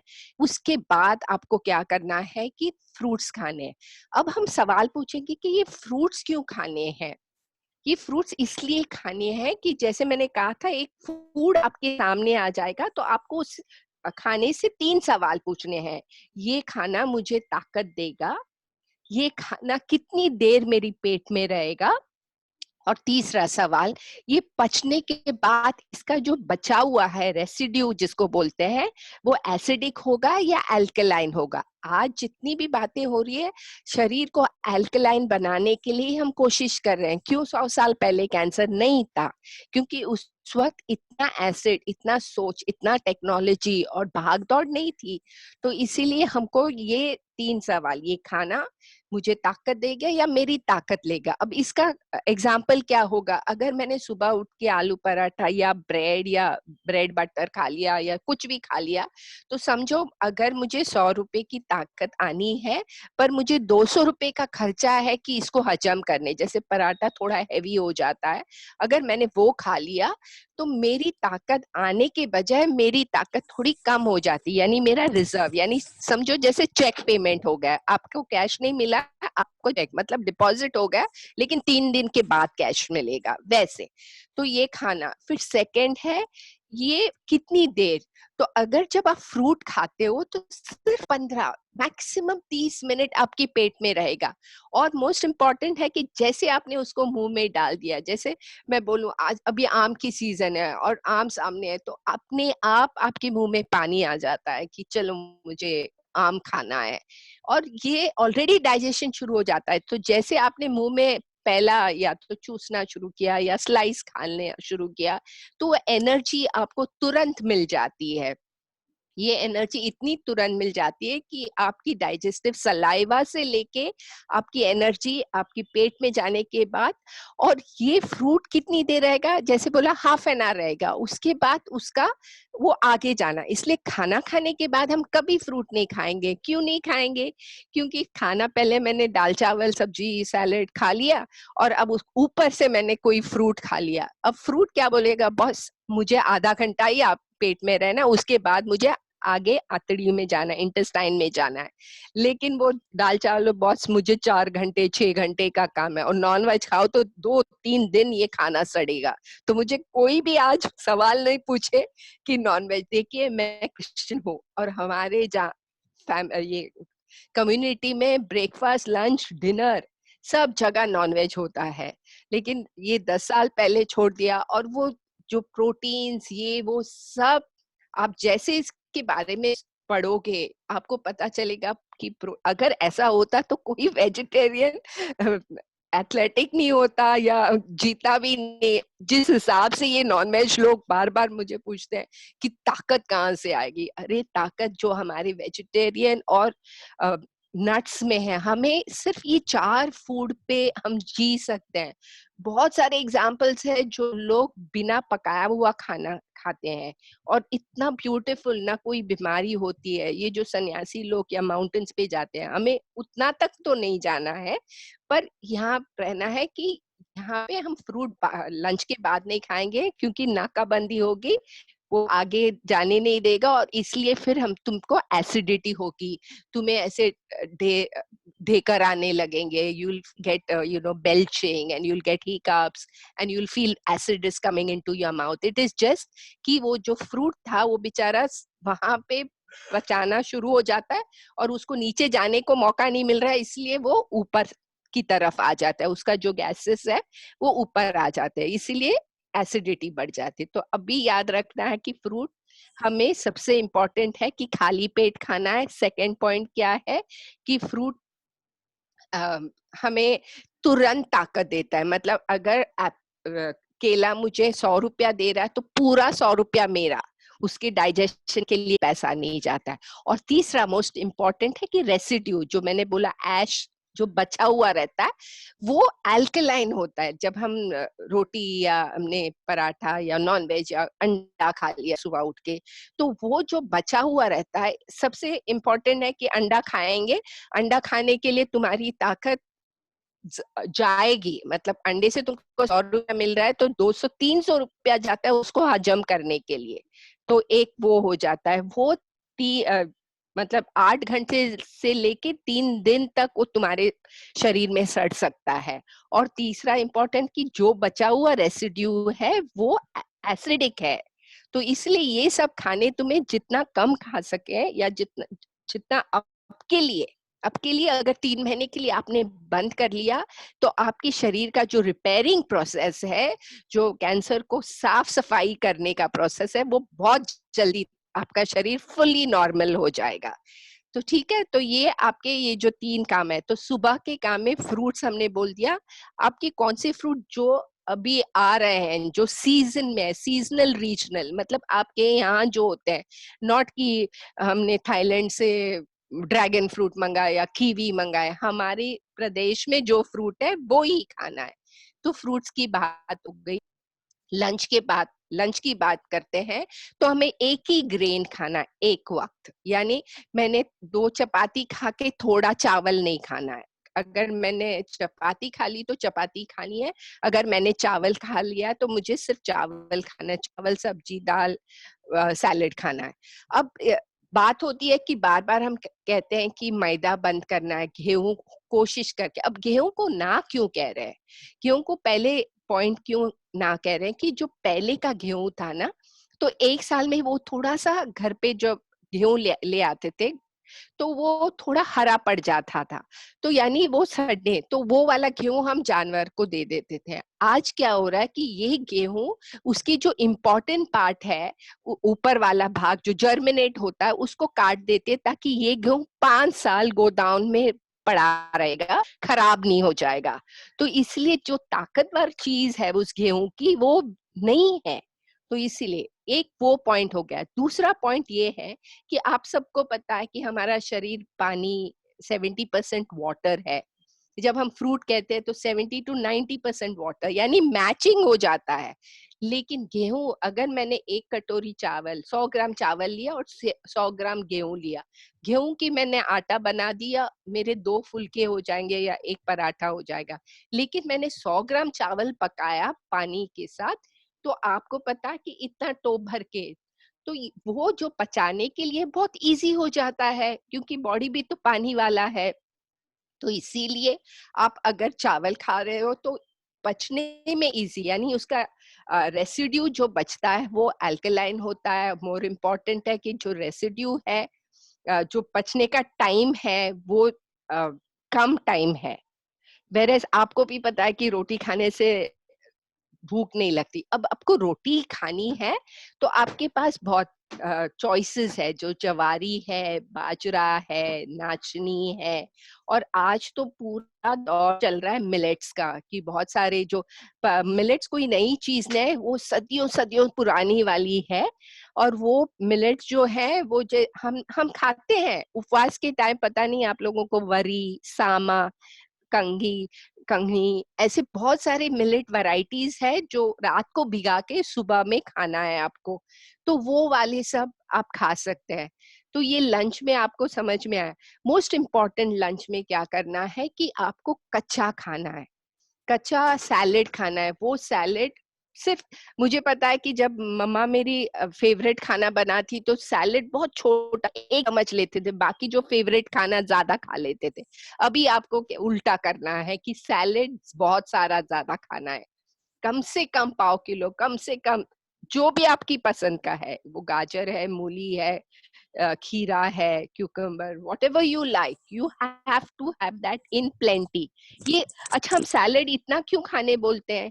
क्योंकि जो पका हुआ खाना आपने खा लिया है वो आराम से डाइजेस्ट हो जाता है, वो उसको पुश करता है। सैलेड आपकी जो 5.5 मीटर अतड़ी है, याद है, वो 5.5 मीटर पूरा खाना घूमते घूमते रहता है। अगर सैलेड उसके साथ गया है तो वो उसको पुश कर, धक्का, आपने देखा ना गाड़ी जब बंद पड़ती है तो धक्का देते हैं, तो वैसे ये सब्जियां जो रॉ सैलेड्स है वो उसको पुश करते करते जाएंगे। ठीक है, तो ये सैलेड्स खाना बहुत जरूरी है। शाम को 4 बजे क्या खाना है? शाम को थोड़ा सा 1 मुट्ठी भर नट्स खाने, वो सिंगदाना हो, बादाम हो, जैसे आपको पसंद है उसको खाना है। आपको याद रखना है शाम के वक्त ना हमें बहुत ऐसा नमकीन खाना, देखिए समोसा वाला, पानी पूरी वाला सुबह नहीं आता है। पता है क्यों? क्योंकि सुबह में हमारे जो टेस्ट बड्स होते हैं वो मीठे के लिए होते हैं, और शाम के लिए होते हैं वो नमकीन के लिए होते हैं। तो इसीलिए वो समोसा वाला या पानी पूरी वाला शाम को आ जाता है। तो शाम को आपको मिनरल्स की जरूरत होती है। तो मिनरल्स यानी आपके ये जो नट्स हैं, जो तिल है, जो सेंगदाना, ग्राउंड नट्स है, बादाम, अखरोट, जो भी खाना है वो शाम के वक्त खाना है। और रात का dinner same like lunch. Lunch में हम जो खाएंगे, जैसे अगर आपने कोई भी सैलेड सबसे पहले तो सैलेड खाना है, उसके साथ साथ जो भी ग्रेन्स खाने हैं वो खाना है, अगर आपको मन नहीं कर रहा है। और दूसरी बात है, जैसे भूख लगी है वो बॉडी का सिग्नल है। आपको अगर भूख नहीं लगती और नहीं मन कर रहा है, मत खा लो, एक फ्रूट खा के सो जाओ। तो ये आपको हमेशा याद रखना है। अब नेक्स्ट पॉइंट आ जाता है कि ऐसे कौन से फूड्स हैं, ऐसे कौन सा खाना है जो मुझे तकलीफ दे सकता है। सबसे इम्पोर्टेंट चीज है कि हम कोई प्रोसेस्ड खाना नहीं खाएंगे। प्रोसेस यानी डब्बे में, पैकेट में, जो फैक्ट्री से आता है, जो कारखाना से आता है, वो नहीं खाएंगे। नेचुरल फूड्स खाएंगे। तो नेचुरल फूड्स में आपके फ्रूट्स, आपके स्प्राउट्स, आपके वेजिटेबल्स, ये सब नेचुरल, सीड्स, वो सब आएंगे। तो जो नेचुरल फूड्स में, तो अगर आपने वो जो पैकेट वाले फूड नहीं खाएंगे तो वो प्रोसेस नहीं हो जाएगा। ठीक है, तो आपके क्या खाना बंद करना है आपको? हमने पहले कहा था कि प्रोसेस फूड्स बिल्कुल हम हाथ नहीं लगाएंगे। साथ ही साथ ब्रेड, बिस्किट, क्योंकि ये ब्रेड, बिस्किट ये मैदे के बनते हैं, शक्कर के बनते हैं, और ये सब आपको नुकसान देता है। ये तो डाइजेस्ट करने में तकलीफ है। हमें लगता है कि सिर्फ 2 ग्लूकोज बिस्किट, ये सब एडवर्टाइजमेंट की वजह से हो गया है। हमें पता है कि हमारे बाप दादाओं ने बिस्किट्स या खारी या ऐसे कुछ भी नहीं खाया था। तो हमें याद है कि ये सब उनके लिए कोई बीमारी का रीजन भी नहीं था। आज ये बीमारी इसलिए क्योंकि हमें अभी आदत हो गई झटपट खाना, यानी एकदम दुकान से खरीदा हुआ बिस्किट की पैकेट, वेफर्स। बच्चा भी रो रहा है, बहुत सारे पेरेंट्स को मैं देखती हूँ स्कूल में भी पैकेट्स देते हैं, चिप्स के पैकेट देते हैं। ये बहुत, ये रफल, लेज, ये इनका जो नमक कंटेंट होता है वो तो पूरे किडनीज को आपकी तकलीफ दे देगा। तो आप कोशिश करके ये सब पैकेट वाले खाने बिल्कुल नहीं खाएंगे। अब रह जाता है कि आपका खाने में अगर हम पैकेट वाला या प्रोसेस खाना नहीं खाएंगे तो अब नेक्स्ट पॉइंट जाते हैं शक्कर की वजह से। शक्कर हमें क्यों छोड़ना है? शक्कर इसलिए छोड़ना है क्योंकि ये जो सफेद करने के लिए उसके ऊपर एक एसिड का स्प्रेड हो जाता है, तो इसलिए हम बोलते हैं कि गुड़ खाओ, शहद या मध खा लो, ये आपके लिए नेचुरल फूड हो जाएगा।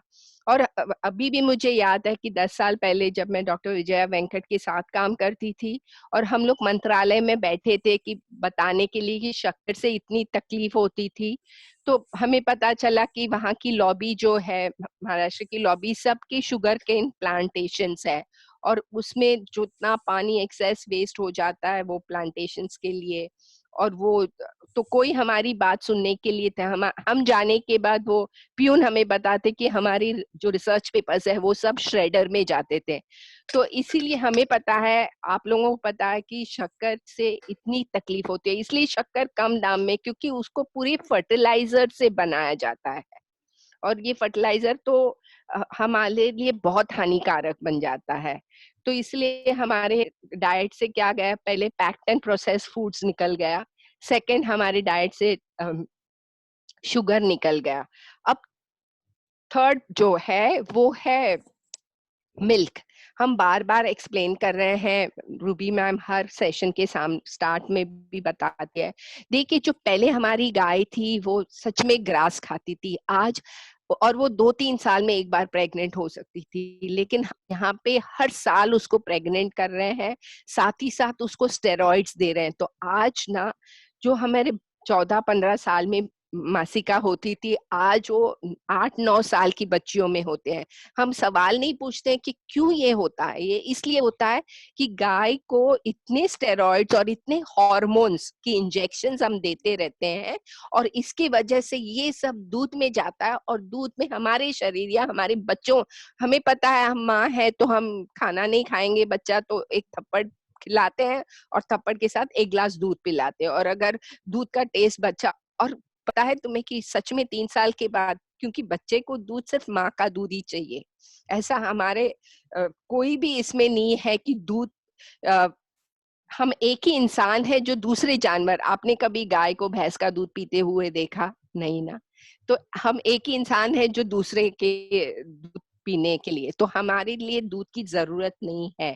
और अगर तुम्हें ऐसे लगता है कि मुझे दही खाना है, मुझे छाछ पीना है, मुझे चीज खाना है मेरे पिज्जा पे, ये गलत है, क्योंकि ये जो सब आज का जो दूध आता है वो एक केमिकल पैक्ड है। आपको पता है, आप अगर फ्रेश दूध, आप गांव जाते हो फ्रेश दूध ले रहे हो, आप एक दिन उसको बाहर रखो वो पूरा सड़ जाता है, सुबह गर्म नहीं किया तो सड़ जाता है, और ये जो डब्बे में पैक किया हो जाता है वो महीनों के पहले, 15 दिन 1 महीना के पहले वो पैक हो जाता है। तो आप सोचो उसमें क्या क्या ऐड किया हुआ है जो खराब नहीं हो जाता है। तो प्लीज कोशिश करके आप वो दूध को, तो आपको पता चला कि दूध का जो रेसिड्यू हो जाता है वो आपको पचाने में भी बहुत मुश्किल दे देता है। ठीक है, तो आपके दूध निकल गया, शक्कर निकल गई, और गेहूं का मैंने एक्सप्लेन तो ऑलरेडी कर दिया है।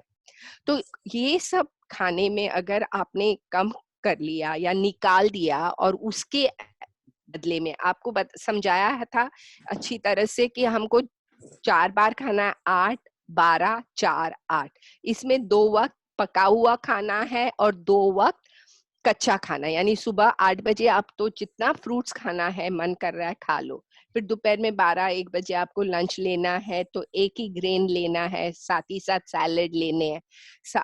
और एक बात है कि हम जब कैंसर से जूझ रहे हैं तो हमें एक ग्रीन जूस की जरूरत पड़ती है, क्योंकि आपको पता है गाय दूध देती है, हाथी क्या खाता है, सब लोग ग्रीन्स खाते हैं, और हमारे शरीर को ये ग्रीन्स की बहुत जरूरत है। तो ग्रीन हम कैसे पिएंगे?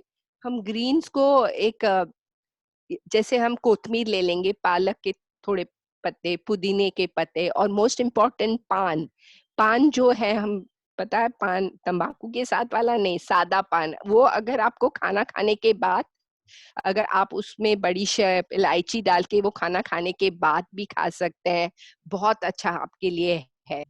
तो वो पान आप खा सकते हैं, नहीं तो वो आप उसको जूस में डाल सकते हैं और उसमें आपकी टेस्ट के लिए आमचूर या नींबू का रस या चाट मसाला डाल के 1 glass juice, green juice lunch और डिनर के पहले एक दिन एक बार लाल जूस पी सकते हैं टमाटर गाजर का, पर उसमें फ्रूट्स नहीं डालना है, याद रखना है कि फ्रूट्स उसके अंदर नहीं जाएगा। तो ये ग्रीन जूस पिएंगे, ठीक है। तो आपका ब्रेकफास्ट लंच और 4 बजे के चाय में हम, मैम तो बार बार बोलती है नट्स खाने हैं, तो इसीलिए वो नट्स खाने हैं और रात का डिनर जितना जल्दी। तो आपको ये छोटे से इसमें हमने एक्सप्लेन कर दिया कि डाइट में आपको क्या क्या खाने हैं और क्या नहीं खाने, किस वक्त खाना, कैसे कॉम्बिनेशन में खाना है। अब आपके पास कोई सवाल है तो हम उनका आंसर दे देंगे।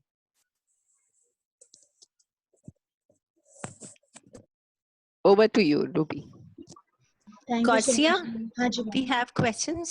यस, प्रीति सोनी जी की तरफ से सवाल है। Just to show. हाँ जी मैम। प्रीति जी प्लीज अपना सवाल पूछिए। हाँ जी मैम, मुझे ये पूछना था कि जो काढ़ा जो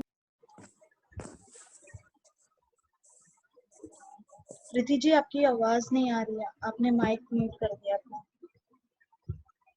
अपने तरफ से आपने माइक। हेलो हेलो अब आई जी हाँ पूछिए प्रीति। था जो काढ़ा हम लोग जो सुबह सुबह बनाते हैं, जैसे हनी कहा है डाल सकते हैं, तो वैसे हम जेगरी पाउडर या ये जेगरी जो आता है अलग से जेगरी पाउडर या गुड़, गीला गुड़ डाल सकते हैं? हाँ जी बिल्कुल डाल सकते हैं, बिल्कुल डाल सकते हैं, इसलिए हाँ। और जो नींबू का सेवन है, जैसे मान लो किसी को खट्टे से प्रॉब्लम होती है तो क्या करें? क्योंकि मुझे कमर का दिक्कत है, ऑपरेशन हुआ है, तो खट्टे से प्रॉब्लम नहीं होती है। क्योंकि हमें लगता है कि नींबू से हमें तकलीफ, खट्टे की प्रॉब्लम होती है। मुझे पता है पहली बार जब मेरा नेबर डेंटिस्ट है और उसको मैंने कहा कि मैं खाना खाने के बाद 2 नींबू पीती हूँ, तो वो बोला पागल है, पूरे दांत खराब हो जाएंगे ऐसे। लेकिन प्लीज याद रखना कि ये नींबू जब हमारे शरीर के अंदर जाता है, वो जैसे हम कहते हैं ना सर्फ एक्सेल, यानी पूरे शरीर की सफाई करता है। तो ये खाना खाने के बाद, मतलब मैं जब रूबी मैम के घर पे भी लंच करूंगी तो हमारा वो शॉर्ट्स आ जाते हैं, तो नींबू का रस, उसमें अदरक का थोड़ा रस डाल के, अभी के लिए जब अब गर्मी चालू है तो सब्जा मैम ने बताया था, तो वो सब पीना बहुत जरूरी है। तो ये धीरे धीरे ना, देखिए ओवरनाइट नहीं होगा, आपको वो खट्टापन आ जाएगा, आप उसके ऊपर पानी पी लेना, आप शॉट ले लो या तो पहले डाइल्यूट करके पी लो, और धीरे धीरे अभी तो हम लोग आंख ऐसा भी नहीं करते हैं कि हम नींबू का रस पी रहे हैं, ये सिर्फ एक थोड़ी सी आदत, क्योंकि आपको पता है खट्टा यानी आपका मुंह ऐसे सब हो जाता है, और एक बार इसकी आदत पहले ही समझ जाता है, 21 दिन में आदत पूरे बदल जाती है। तो आप पहले थोड़ा एक्स्ट्रा पानी डाल के पी लो और बाद में डायरेक्ट शॉट पी सकते हो, तो आप पी सकते हो। ओके मैम, तो जैसे सब्जा, पुदीना और नींबू का यूज कर सकते हैं ना एक साथ? बहुत ही करना है, जितना आप सब्जा, पुदीना, जितने हरी सब्जियां, और सब्जा इसलिए क्योंकि ये कूलेंट है और ये गर्मी के लिए, और ये हमारी एसिडिटी को कम करेगा, अल्कलाइन बना देगा। ठीक है, thank you Preeti ji. So, हमारा ये देखिए मेरा टाइम है अभी ग्रीन जूस पीने का क्योंकि अभी लंच होने वाला है। हमारा नेक्स्ट क्वेश्चन है विनया जी की तरफ से। विनया जी प्लीज। मैम जैसे कि फर्मेंटेड फूड होते हैं, इडली, डोसा, सांभर, ये इंक्लूड कर सकते हैं हम डाइट में? हाँ, जैसे उसमें जो एडेड ईस्ट होते हैं वो अवॉइड कर सकते हैं। जो आपको लंच में लेना है और आपको इडली मन कर रहा है तो ब्रेकफास्ट में नहीं लीजिए, पर लंच में तो वो जो ऐड सोडा डालते हैं ना उसको कम, तो आपको वो जो सॉफ्ट थोड़ा शायद कम होगा इडली, लेकिन आप वो खा सकते हैं। Fermented food is allowed depending on what you are eating. ये जो इनो फ्रूट सॉल्ट या वो सब नहीं, जो केमिकल पाउडर है ना उसमें नहीं डालना। नहीं तो वो जो उड़द की दाल के साथ साथ आप चावल भिगा रहे हो, एब्सोल्युटली फाइन, या यू कैन फर्मेंट। और बल्कि जो नेचुरल खमीर होता है ना, हिंदी correct. में खमीर बोलते हैं, जो नेचुरल खमीर होता है वो शरीर के लिए बहुत ही अच्छा होता है, because it adds to the alkalinity, लेकिन नेचुरल खमीर। Thank you ma'am. Thank you Vinayak. Thank you ma'am. Thank you. हमारा नेक्स्ट क्वेश्चन है सौरभ अजमेरा जी की तरफ से। Please Saurabh ji. Hello ma'am. हाँ जी, हेलो। हाँ जी, हाँ जी। नमस्ते मैम। नमस्ते, नमस्ते। मैम मैं ऐसे पूछ रही थी कि जैसे आपने शाम को बताया कि ना आपको नट्स खाने चाहिए, हाँ तो जी, मैम इसके साथ हम वो जो आते हैं मक्के के वो पॉपकॉर्न, बिल्कुल। हाँ ये जी, भी ले सकते हैं? हाँ हाँ, मक्के जैसे के, हाँ, अंकुरित चने हुए, मूंग बिल्कुल मोटे, बिल्कुल खाना है। हाँ पॉपकॉर्न हुए, हाँ तो मैम ऐसी चीजें ले सकते हैं ना शाम को? हाँ जी, हाँ जी, बिल्कुल। मैं इसलिए तो मैंने समझाया था ना, वो हमारा पानी पूरी और समोसा वाला कब आता है, शाम के वक्त आता है शाम ना, को वक्त क्योंकि आता है, हमारा हाँ। टेस्ट ही बदली हो जाता है। तभी मीठा अच्छा। नहीं मन होता है, तभी हाँ। नमकीन ही। हम आयुर्वेदा में सिखाया जाता है, हमारी बॉडी के भी टेस्ट होते हैं, और वो अच्छा। टेस्ट शाम के वक्त ही। इसलिए आलू चाट, मैं तो हाँ। कहती हूँ कि रात को अगर आपको शाम को 6 बजे भूख लगी है, हाँ। ज्यादातर ना हम ऑफिस से आते हैं या काम से आते हैं, बहुत भूख हाँ। लगती है, तो मैं अभी भी जो स्प्राउट्स होते हैं ना, जैसे चना 2 दिन के बाद, या मूंग, या जो भी आलू, ये सब चाट बना सकते हो आप। उबाले अच्छा। हुए आलू को काट के हमारी हरी चटनी डाल दो, लाल चटनी डाल दो, खट्टी मीठी चटनी डाल दो, और एक अच्छा बोल में बैठ के वो खा लो। तो वो अच्छा। बिल्कुल बढ़िया है। बिल्कुल पानी पूरी का पानी बना के पी लो। हाँ, बस इसलिए कि वो मैदे की पूरी होती है, लेकिन वो पूरी को छोड़ के आपको शाम के वक्त रगड़ा पैटिस खाना बिल्कुल बढ़िया है। एक दिन आपकी भी टेस्ट, अभी आप घर पे बैठे हो, फैमिली को भी एंजॉय करने दो कि शाम के वक्त ये सब नाश्ता तैयार होगा, तो आपको भी टेस्ट आ जाएगी, बट बिल्कुल खाना जरूरी है। अच्छा। और मैम एक बात, जैसे रात को दूध नहीं पीना? आपको अगर रात को दूध पीने की आदत है, तो आप 15 से 20 बादाम दोपहर में या सुबह में भिगा के रखना है, और शाम को ये 20-25 बादाम का आधा ग्लास या 1 ग्लास पानी डाल के छोटी मिक्सर में उसको पीस लेना, और तो 1 ग्लास आपका छोटा ग्लास दूध तैयार होगा। आपको रात को सोने के पहले ये दूध पी सकते हैं, बिल्कुल पी सकते हैं, बिल्कुल। मैम अभी मैम मैम मैं दूध में है ना, जैसे वो फूल मखाने डाल के पीती हूँ जैसे रात को। वो आपके, मैं हमेशा कहती हूँ, हर खाने पे ना एक मेमोरी अटैच होती है। जैसे आज भी हम कहते हैं कि मम्मा का खाना, मम्मा की दाल भी होगी ना, हाँ, वो इतनी टेस्टी, भले उसमें कुछ आप 10 बार मम्मा को पूछो आपने क्या डाला इसमें, लेकिन वो वाला टेस्ट नहीं होता, तो क्योंकि उसमें प्यार।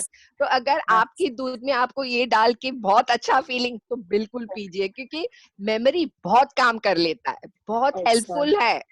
मैम इसमें थोड़ा क्या है, डॉक्टर ने बोला कि कैल्शियम रहता है इसके अंदर, इसलिए थोड़ा दूध में डाल नहीं, के पीती हूँ। जैसे आपको फील होता, और आप एक बार मन में ये हो गया कि मुझे उससे फायदा होगा, तो 100% होगा। हाँ बस ma'am, thank you ma'am. Thank you Saurabh ji. Thank you ma'am Gauzia ma'am. Thank you जी। हम हमारा नेक्स्ट क्वेश्चन लेते हैं, सॉरी, इमरान जी की तरफ से है। इमरान जी प्लीज। हेलो। हाँ जी, प्लीज अपना सवाल पूछें। हाँ जी मैम, वो जो बता रहे थे कि आप आदू और नींबू डाल के पीजिए, तो उसमें सोडा डाल सकते हैं क्या, किनले या करो कोई भी? सॉरी, नहीं, सोडा आता है जो। बिल्कुल नहीं खाना सोडा। क्या होता है भाई साहब? नहीं, वो सोडा नहीं, जो पीने वाला जो किनले आता है जो। हाँ, वो क्यों पीना है? वो केमिकल प्रोडक्ट है। बाटली में सबसे पहले बोला था ना, पैकेट वाला चीज, बॉटल वाला नहीं, चीज। पैकेट वाला नहीं आता है, यहाँ जो भर के जो देते हाँ, हैं। बाटली में आ जाता ना, वो ही ना, किनले का सोडा ना। क्यों पिएंगे भाई साहब? आपको ऑलरेडी गैस का प्रॉब्लम, मुझे पता है, जब गैस होती है तो बोलते हैं गैस के लिए जो गैस। आदू नींबू जो आप बता रहे हैं ना, हाँ आदू जी, नींबू के साथ में, आलू नींबू के साथ तो सोडा नहीं प्लीज। नींबू के साथ आप पानी ले लो please. Fresh lime soda no, fresh lime water, more healthy. और आपने एक बार तीन चीजें बताई थी, नॉनवेज, शक्कर और गेहूं, ये 3 चीजें अवॉइड करना है। और दूध तो यहाँ पे पैकिंग में नहीं ज्यादातर मिलता है, यहाँ पे तो जो फ्रेश होता है, लेकिन वो भी सोचना है कि क्या शरीर को जरूरत है। हमारे शरीर को कैल्शियम आपको एक पालक के पान में है, वो आपके 4 ग्लास दूध में नहीं है, एक पालक का पान। बराबर। क्योंकि कैल्शियम के साथ एक चीज चाहिए, जैसे हम सोडियम क्लोराइड कहते हैं, तो कैल्शियम के साथ फास्फोरस चाहिए। वो आपकी दूध में नहीं है। तो आप जब 10 ग्लास दूध सामने रखेंगे और एक पालक का पत्ता भी लेंगे तो पालक के पास फॉस्फोरस है। ये रेशियो सब नहीं बता रही हूँ कि कैल्शियम टू फॉस्फोरस एक रेशियो होता है, वो दूध में नहीं होता है। वो दूध and at the end will only and up giving you calcium oxalate और किडनी स्टोन्स हो जाएगा। तो इसीलिए आप अगर वो पालक खाओगे उसकी मात्रा कैल्शियम उससे ज्यादा, इसीलिए तो वो ग्रीन जूस मैं अब बता रही थी ना, मैं ग्रीन जूस पी रही हूँ, वो कैल्शियम के लिए ही है। हाँ, तो कैल्शियम के लिए आप ये पी लो, वो सोडा एंड ऑल नहीं बिल्कुल, और दूध तो बिल्कुल नहीं, दूध दही छाछ अब के लिए नहीं। थैंक यू इमरान जी। हम हमारा नेक्स्ट क्वेश्चन लेते हैं वनीता जी के तरफ से। वनीता जी प्लीज अपना सवाल पूछें। प्लीज वनीता जी। हेलो। हाँ जी बोलिए। हाँ मैडम, मेरे को अभी क्या है कीमोथेरेपी का डोज लगना है, तो कच्चा खाने को मनाही है, प्लस शुगर है। तो अभी मैंने डॉक्टर को दिखाया तो डाइट प्लान है, तो उसमें फ्रूट्स में नहीं लिखा हुआ है डाइट प्लान में। तो मैंने पहले जैसे रूबी मैम ने बोला था तो मैं तरबूज या ये मस्क मेलन वो खाती थी। तो उसमें क्या है थोड़ी क्वांटिटी में खाते तो पेट नहीं भरता है, और ज्यादा खा लेते हैं तो शुगर बढ़ जाती है। तो वो राइट टाइम क्या है? मेरे को बोला 100 तो ग्राम। देखिए ना, हाँ नहीं वो इसलिए, जैसे मैं भी खुद कहती हूँ कि अगर अभी हम लोग हॉस्पिटल में जब रहते हैं और बोलते हैं कि कच्चा नहीं खाओ, हम इसलिए बोलते हैं कि हमें वो सोर्स नहीं पता आप सैलेड कहाँ से खाते हो। और हमें क्योंकि आपको जब कीमो देना है तो आपकी इम्यूनिटी कम करना है, नहीं तो कीमो एक्सेप्ट नहीं होगा। आपको समझ में आता है, क्योंकि बॉडी की फाइटिंग शक्ति को कम करके कीमो देना पड़ता है, इसीलिए हमें कोई इन्फेक्शन नहीं होना चाहिए। और इसीलिए हम हाँ सैलेड्स मना करते हैं, क्योंकि कौन से पानी में धोया, कहाँ से धोया है, कैसे उस पर मक्खी बैठी है, वो डर रहता है। ठीक है, तो अगर आपको ऐसे फील होता है तो आप बीटरूट खा लो जो बॉईल करके खा रहे हो। समझ में आता है? आप टमाटर तो हाँ वैसे चीजें खाओ, स्प्राउट्स खा लो जो हल्के से उबाल के खा लो, अगर आपको वो डर रहता है। पर मैं हमेशा कहती हूँ कि हमेशा याद रखना है, ये सामने रखना है और उसके ऊपर एक प्रेयर बोलेंगे। इसीलिए तो खाने के पहले हम लोग प्रेयर बोलते थे, याद है हर बार। हाँ, क्योंकि हमारे हाथ में रामबाण है और वो ऊपर वाला तो ऐसे कोई गलत चीज नहीं। हाँ, पर आपको डॉक्टर की भी बात माननी है। तो आपको जब आप इसलिए फ्रूट खाएंगे तो ये जो शुगर का टेस्ट है ना, वो आप डरना नहीं है कि वो शुगर मेरा हाई हो जाएगा, क्योंकि आपने जब फ्रूट खा लिया और तुरंत टेस्ट कर लिया तो हाई लगेगा। लेकिन अगर आप वंस अ वीक या once a day sugar test करते हो तो ये शुगर जो है वो इमीडिएटली एब्जॉर्ब हो जाती है, तो आपकी ब्लड शुगर को राइज नहीं करता। मैंने आप गए मीटिंग में नहीं थे, मैंने जब कहा था कि जब हम फ्रूट खाएंगे, मैंने आपको समझाया था हमको गेटवे इंडिया जाना है, तो मैंने सोचा चर्च गेट से भी गाड़ी जाती है। बम्बई के हो? नहीं, अहमदाबाद। हाँ, तो समझो एक जगह पे जानी है, लेकिन 2 तरीके होते हैं। हाँ, वो जगह पहुंचने के लिए। तो एक जगह से पैनक्रियास बैठा रहता है, तो वो रास्ते पे मिल जाएगा। लेकिन फ्रूट का जो रास्ता है वो पैनक्रियास को छोड़ के जाता है। तो आपको जहाँ पे जो मंदिर में जाना है समझो, वो रास्ते पे पैनक्रियास नहीं, तो इसलिए वो मैशमेलन या जो हल्का तुमको लगता है जिसमें कम शुगर है आप खा सकते हो। लेकिन तुरंत वो ब्लड शुगर, वो आपकी ब्लड शुगर को इंक्रीज नहीं करेगा।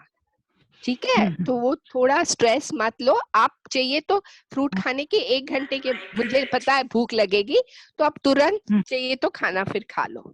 ठीक है। हाँ, और रात को है ना काऊ मिल्क बोला है, रात को सोते तो आप अगर काऊ मिल्क के बजाय बादाम का दूध पी लो। अच्छा। आमंड्स का दूध, ये जो बादाम है ना सोक किया हुआ, वो पी लो, बिल्कुल बढ़िया है। तो काऊ मिल्क के बजाय ये वाला दूध पी लो, बहुत बढ़िया, अच्छी नींद भी आ जाएगी। इसमें ऐसे कोकोनट मिल्क भी बना सकते हैं, वो भी हाँ जी बिल्कुल, बहुत नेचुरल है, बहुत हेल्दी है। हम लोग तो अभी जिन पेरेंट्स बच्चे पैदा होते हैं उनको अगर माँ का दूध नहीं मिलता है, तो हम अभी बहुत रिसर्च हो गया है जहाँ पे हम लोग कोकोनट का milk closest to mother's milk ऐसे बोलते हैं। हाँ, तो हाँ। कोकोनट, अभी तो अब्रॉड में कोकोनट का ऑयल ही लोग पी रहे हैं, पर हम तो पता है जैसे कि एक एक चम्मच वो डिमेंशिया, अल्जाइमर्स, दुनिया भर की बीमारी, लेकिन हम इंडियंस को सोचने की जरूरत नहीं है, हमें नारियल खाने की आदत पड़ गई, इसलिए हम लोग साउथ वाले, आपको पता है कि कितना इडली चटनी खाते हैं, हाँ। और नारियल का, हमारे पास नारियल नहीं तो सिंगदाना, ये दोनों की चटनी तो बनती रहती है, राइट। हाँ। सिंगदाने की तो चटनी बनती है, तो दोनों के केमिकल कॉम्पोजिशन सेम है, तो आपको टेंशन नहीं लेना है। अगर आपको कोकोनट, मैं तो नारियल पानी वाली के पास से एक बॉटल भर के लेके आपने बताया था।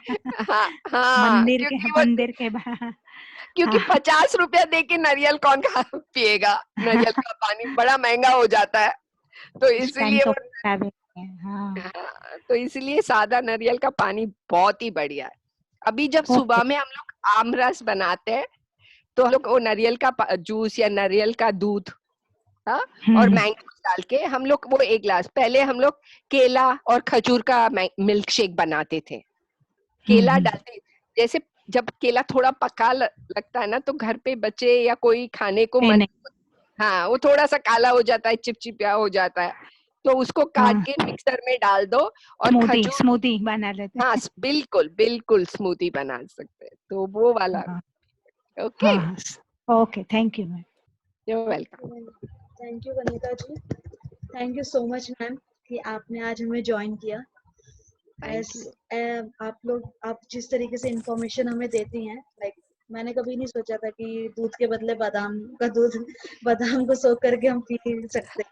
अभी गौसिया पिएगी रोज। हाँ जी जरूर।